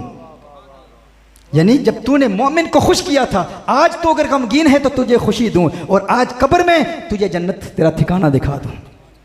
ये खुशी, लेकिन मेरे आका सल्लल्लाहु अलैहि वसल्लम ने शायद फरमाया, खुशी पैदा करना ज़रूरी है। देने वाले बहुत होते हैं, लंगर खिलाने वाले बहुत होते हैं, खुशी देने वाले कम होते हैं। ये हमने अपने आप से पूछना है। लोग खिदमत खल्क बजा लाते हैं। मैं कहता हूँ खुशी हमेशा ट्विंस की सूरत में पैदा होती है, जुड़वा पैदा होती है। कभी खुशी तन्हा पैदा नहीं होती। एक खुशी किसी को दोगे ना तो दो पैदा होंगी, एक दोगे तो एक वापस लोगे। खुशी जो दोगे वही मिलेगा। लोगों को गम दोगे तो गमगीन रहोगे, गम मिलेंगे। सुख दोगे तो सुख मिलेंगे, खुशियां दोगे तो खुशियां मिलेंगी। हमने अपने आप से पूछना, कब हम अपने घर से निकलते हैं इस नीयत से कि किसी का दिल खुश करें। हमारे यहाँ तो हम महंगी गाड़ी खरीदते हैं तो इसलिए ताकि दूसरे को दिखाएं कि तेरी गाड़ी सस्ती है। अच्छी घड़ी खरीदते हैं तो इसलिए ताकि दूसरे का दिल दुखे। अच्छा लिबास पहनते हैं तो इसलिए कि ताकि दूसरे का दिल दुखे। अच्छा फ़ोन लेते हैं तो ताकि दूसरे का दिल टूटे कि वो गरीब है, मैं अमीर हूँ। हमने अपने आप से पूछना है कि कब हम अपने घर से निकलते हैं। आज मैं घर से इस नीयत से निकलूंगा ताकि फलां को खुश करूं। आज फलां मेहमान मेरे घर में आएगा तो उसके लिबास की तारीफ करूंगा। अगर मैं किसी के घर जाऊंगा तो जो उसने खाना पकाया है उसकी तारीफ करूंगा। मेरे मौला अली कर्रमल्लाहु वजहुल करीम ने फरमाया, इकरामुद्दैफ, मैं चाहता हूं कि मेहमान नवाजी करूं, ज़ियाफत करूं मेहमानों की, उनमें खुशियां बांटूं। खुशियां बांटने वाले बनो। मोहतरमा हिब्बा, बहुत सारे लोग हैं जो लोगों को पैसे तो देते हैं। लोग हमसे कहते हैं, तुम कहते हो जो लोगों को खाना खिलाते हैं खुश रहते हैं। तो मैंने फुलां सेठ साहब को देखा, फुलां पीर साहब को देखा, उनके यहाँ बड़ा लंगर तकसीम होता है, बहुत खाना खिलाते हैं, लेकिन फिर भी गमगीन ही रहते, परेशान रहते हैं। वो खाना देते हैं, खुशी नहीं देते। खुशी देने वाले बनो कि फुलां को खुश करूंगा। भाई खाना खिलाकर उसे डांट दिया, मैंने तुझे फुलां वक्त इतना खाना खिलाया था, सारी जिंदगी एहसान जतलाते रहे, तो तुम खाना तो देते रहे, खुशी ना दे सके। और कुछ तो ऐसे हैं जो देकर भी खुशी नहीं दे सकते, और कुछ ऐसे हैं जो लेकर भी खुशी दे देते। खुशी देने वाले बनो। एक औरत ने अपने पड़ोसी के दरवाजे पर दस्तक दी। दस्तक देकर कहती है कि मुझे नमक दे, मेरे घर में नमक नहीं है। तो बेटे ने कहा कि घर में नमक है माँ, तो इससे क्यों मांगती है? कहा कि ये गरीब है, नादार है, कभी हमसे खाना मांग लिया करता है, लेकिन जब ये खाना मांगता है ना, सफ़ेद पोश इंसान है, तो इसके दिल में हिचकिचाहट महसूस होती है कि मैं भिखारी हूँ, इससे मांग रहा हूँ, तो मैं इसलिए इससे मांग रही हूँ, नमक इसलिए मांग रही हूँ ताकि ये महसूस करे कि मेरा शुमार भी अब देने वालों के सफ़ में हो गया है। हमें भी पता है कि हमारे घर में नमक है, लेकिन इससे इसलिए मांग रही हूँ। तो कुछ ऐसे होते हैं कि जाके जब ये हमसे मांगे ना, जब हमारे पास आए, हमसे मांगने के लिए आए, तो हिचकिचाहट महसूस न करे, ये सोचे कि मैंने भी इसे दिया था, अब इससे ले रहा हूँ। हाँ, तो कुछ देख कर भी गम देते हैं कि मैंने तुझे फुला वक्त तेरी इतनी मदद की थी, और कुछ एहसान नहीं जतलाते, कुछ लेकर भी खुशी देते हैं। तो लेकर भी खुशी देने वाले बनो। अपने आप से पूछो, हमने कभी किसी को खुशी दी है? मुस्कुराते रहो, खिजां की रुत में गुलाब लहजा बना के रखना कमाल ये है। जिंदगी की परेशानियां हूं, तकलीफें हूं, खिजां की रुत में गुलाब लहजा बना के रखना कमाल ये है। हवा की जद पे दिया जलाना, जला के रखना कमाल ये है। खिजां की रुत में गुलाब लहजा बना के रखना कमाल ये है। हवा की जद पे दिया जलाना, जला के रखना कमाल ये है। किसी को देना ये मशवरा के वो दुख बिछड़ने का भूल जाए। किसी को देना ये मशवरा के वो दुख बिछड़ने का भूल जाए। फिर ऐसे लम्हे में अपने आंसू छुपा के रखना कमाल ये सूफिया का उसलूब है। वो मुस्कुराते रहते हैं, खुशियां बांटते रहते हैं, कभी किसी पर एहसान नहीं जतलाते। जरा सी लग़ज़िश पे तोड़ देते हैं सब ताल्लुक जमाने वाले, जरा सी लग़ज़िश पे तोड़ देते हैं सब ताल्लुक जमाने वाले, फिर ऐसे वैसों से भी ताल्लुक बना के रखना कमाल ये है। फिर ऐसे वैसों से भी ताल्लुक बना के रखना कमाल ये है। मिजाज मेरा, ख्याल मेरा, पसंद मेरी, कमाल क्या है। मिजाज मेरा, ख्याल मेरा, पसंद मेरी, कमाल क्या है। जो यार चाहे वो हाल अपना बना के रखना कमाल ये है। जो यार चाहे वो हाल अपना बना के रखना कमाल ये है। तो सूफिया का मनहज यही है, सूफिया के मनहज से खुशियाँ फैलाने का पैगाम दिया जाता है। तो मौला अली कर्रमल्लाहु वजहल करीम अर्ज करते हैं इकरामुद्दैफ। अब ये सहाबा आपस में बैठे हैं, ये फलक भी इस खूबसूरत मंजर को देख रहा है, चांद भी देख रहा है, सितारे भी देख रहे हैं, हर एक ने अपनी अपनी 3 तमन्नाओं का इजहार किया। अचानक जिब्रील अमीन नाज़िल होते हैं। जिब्रील कैसे आना हुआ, जिब्रील क्यों आए? जिब्रील अर्ज करते हैं या रसूलुल्लाह सल्लल्लाहु अलैहि वसल्लम, सिद्दीक ने अपनी 3 पसंदीदा चीजों को बयान किया, फारूक ने किया, उस्मान ने किया, अली ने किया, आपने भी कर दिया। अब मुझे जिब्रील की तमन्ना है कि मैं भी अर्ज करूं कि मुझे जिब्रील को भी 3 चीजों से प्यार है। जिब्रील तेरी 3 पसंदीदा चीजें क्या हैं? जिब्रील अर्ज करते हैं या रसूलुल्लाह सल्लल्लाहु अलैहि वसल्लम इरशादुद्दालीन, मैं चाहता हूं कि गुमराह लोगों को रुश्दे हिदायत के रास्ते पर लाऊं, इआनतुल मसाकीन, मिस्कीनों की मदद करूं। अब जिब्रील की तीसरी तमन्ना क्या है, तीसरी ख्वाहिश क्या है, तीसरी आरजू क्या है? अगर आपके दिल में हुजूर की मोहब्बत है, हुजूर का इश्क है और सीने में अगर आप पत्थर नहीं गोश्त का टुकड़ा रखते हैं तो रब्बे काबा की कसम जिब्रील की इस बात को सुनकर मचल जाएंगे। जिब्रील अर्ज करते हैं या रसूल अल्लाह सल्लल्लाहु अलैहि वसल्लम, मुझे जिब्रील की तमन्ना यह है कि मुहिब का कलाम लाता रहूं, महबूब तक पहुंचाता रहूं, आता रहूं, जाता रहूं, दीदार के जाम पीता रहूं। ये जिब्रील की तमन्ना है। जिब्रील अमीन फिर अल्लाह की बारगाह में हाजिर होते हैं। सहाबा ये मंजर देखकर हैरान हैं। जिब्रील फिर वापस आ जाते हैं। ए जिब्रील अब क्यों वापस आना हुआ, अब क्यों वापस आए? जिब्रील अर्ज करते हैं या रसूल अल्लाह सल्लल्लाहु अलैहि वसल्लम, आपने भी 3 तमन्नाओं का इजहार किया, सिद्दीक ने किया, फारूक ने किया, उस्मान ने किया, अली मौला ने भी किया, जिब्रील ने भी कर लिया। अब अल्लाह फरमा रहा है, अल्लाह फरमा रहा है कि मुझे रब को भी 3 चीजों से प्यार है। ए अल्लाह तुझे कौन सी 3 चीज़ों से प्यार है? अल्लाह इरशाद फरमाता है जब कोई गुनहगार गुनाहों से तौबा करता है ना, तो तौबा करते हुए जब उसके आंखों से अश्कों की बरसात जारी होती है तो मुझ अल्लाह को उसके अश्कों की बरसात से प्यार है। सुभान अल्लाह, उसके आंसू से प्यार है। इन आंसू की अहमियत को कभी नज़रअंदाज ना करना। ये आंसू जो ज़ाहिरी तौर पर आपके गालों पर गिरते हैं, दर हकीकत दिल की स्याही पर गिरते हैं। अश्कों से तर है फूल की हर एक पंखड़ी, रोया है कौन थाम के दामन बहार का।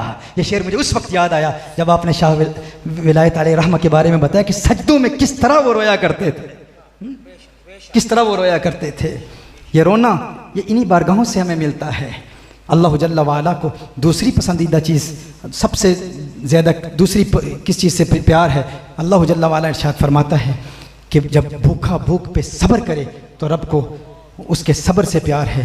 और फिर दुआउल मुत्तरीन, जब कोई मजलूम दुआ करता है तो अल्लाह जल्ला वाला उस दुआ को कबूल कर लेता है। मेरे आका सल्लल्लाहु अलैहि वसल्लम ने इरशाद फरमाया हुब्बिब अलैया मिन दुनियाकुम सलास, मुझे तुम्हारी दुनिया की 3 चीज़ों से प्यार है। यहाँ ये सवाल पैदा होता है, हुजूर ने इरशाद फरमाया मुझे तुम्हारी दुनिया की 3 चीज़ों से प्यार है। ये क्यों फरमाया तुम्हारी दुनिया? तुम्हारी दुनिया की 3 चीज़ों से प्यार है। हाँ, मैं यहाँ आपके यहाँ आया हूँ। ये कौन सा शहर है? शहर का नाम क्या है? गुजरात में आया हूँ ना। तो मैं यहाँ गुजरात में आकर गुजरात वालों से कहूँ गुजरात वालों मुझे तुम्हारे गुजरात से बहुत प्यार है। अब मैं यहाँ से चला जाऊँ तो जाने के बाद लोग कहें साकिब शामी का ताल्लुक़ गुजरात से है। हाँ, तो आप क्या कहेंगे? आप कहेंगे अगर इसका ताल्लुक़ गुजरात से होता तो कभी ये ना कहता मुझे तुम्हारे गुजरात के लोगों से प्यार है। सुन रहे ना मैं क्या अर्ज कर रहा हूँ? इसका ये कहना कि मुझे तुम्हारे गुजरात के लोगों से प्यार है बता रहा है कि ये गुजरात से नहीं है। गुजरात में आया तो है, गुजरात से है नहीं। हाँ, मैं पाकिस्तान में आकर कहूँ कि पाकिस्तानियों मुझे तुम्हारे पाकिस्तान से प्यार है, तुम्हारे पाकिस्तान के लोगों से प्यार है, या मैं बरतानिया जाकर कहूँ बरतानिया वालों मुझे तुम्हारे बरतानिया के लोगों से प्यार है, या अमेरिका में जाकर कहूँ अमेरिका वालों तुम्हारे अमेरिका के लोगों से प्यार है। बाद में लोग कहें साकिब शामी का ताल्लुक़ अमेरिका से है, वो कहेंगे नहीं, अगर अमेरिका से होता तो ये ना कहता कि तुम्हारे अमेरिका के लोगों से प्यार है, उसका ये कहना कि तुम्हारे अमेरिका के लोगों से प्यार है, इसका मतलब ये है कि वो अमेरिका में आया तो है, अमेरिका से है नहीं। मेरे आका सल्लल्लाहु अलैहि वसल्लम ने इरशाद फरमाया हुब्बिब अलैया मिन दुनियाकुम सलास, मुझे तुम्हारी दुनिया की 3 चीज़ों से प्यार है।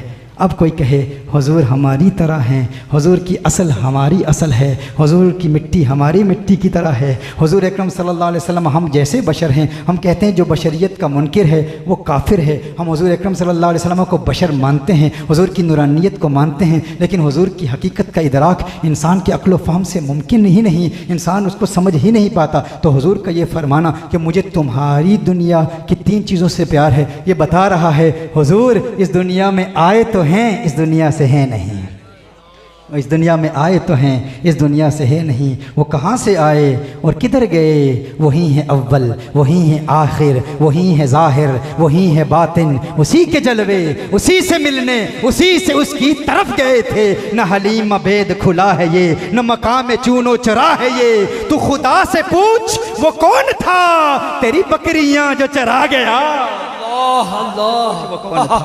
उनकी हकीकत का राज और जो उनका कुर्ब हासिल करना चाहता है, जो मैंने कहा दिल की दुनिया को आबाद करें, तज़किया नफ्स के मराहिल तय करने की कोशिश करें, फिर उनका कुर्ब मिलेगा, फिर वो कुर्ब मिलेगा कि आलम अरवाह की मुलाकातें भी याद आ जाएंगी। कुरान और सुन्नत की रोशनी में हम इस पर बहुत तफसील से बयान कर चुके हैं कि एक वक्त आता है जब इंसान तज़किया नफ्स के मराहिल तय करता है, अपने मुर्शिद की बारगाह में हाजिर होता है, और मुर्शिद जो कामिल मुर्शिद हो, हकीकी सालिक को ऐसे रूहानी मरातिब पर फाइज करता है कि एक वक्त आता है कि उस मुरीद सादिक को आलम अरवाह में आका से की गई मुलाकातों की याद आ जाती है। लेकिन आज हमें क्यों नहीं याद? क्यों नहीं याद? क्यों? क्योंकि दिल में स्याही है। अलस्तु बिरब्बिकुम कालू बला, एक वो वादा था, एक वो है जब आलम अरवाह में हुजूर से मुलाकात हुई थी, लेकिन वो आज क्यों नहीं याद आती? वो राज क्यों समझ में नहीं आता? क्यों? क्योंकि तज़किया नफ्स के मराहिल तय नहीं किए। जब वो तय कर लिए तो फिर जैसे कहा ना कुन फयकून, जद रब फरमाया। सो गए आप मेरे ख्याल में। मैंने कहा पंजाबी मेरी पहली ज़ुबान नहीं, ना उर्दू ना सराइकी, ये तो आपके चेहरों पर तबस्सुम को देखकर मैं ये अल्फाज बयान कर रहा हूँ। कुन फयकून जद रब फरमाया, असी भी उत्थे हासे कालू बला, असी कन्नी सुनिया कोई गूंगे डोरे ना से, असल मकान ला मकान सी साडा, असी आन बुतां विच फासे, इस नफ्स पलीत पलीत जा कीता, कोई असल पलीत ते ना से। बाखिर दअवाना अल्हम्दुलिल्लाह। सुभान अल्लाह।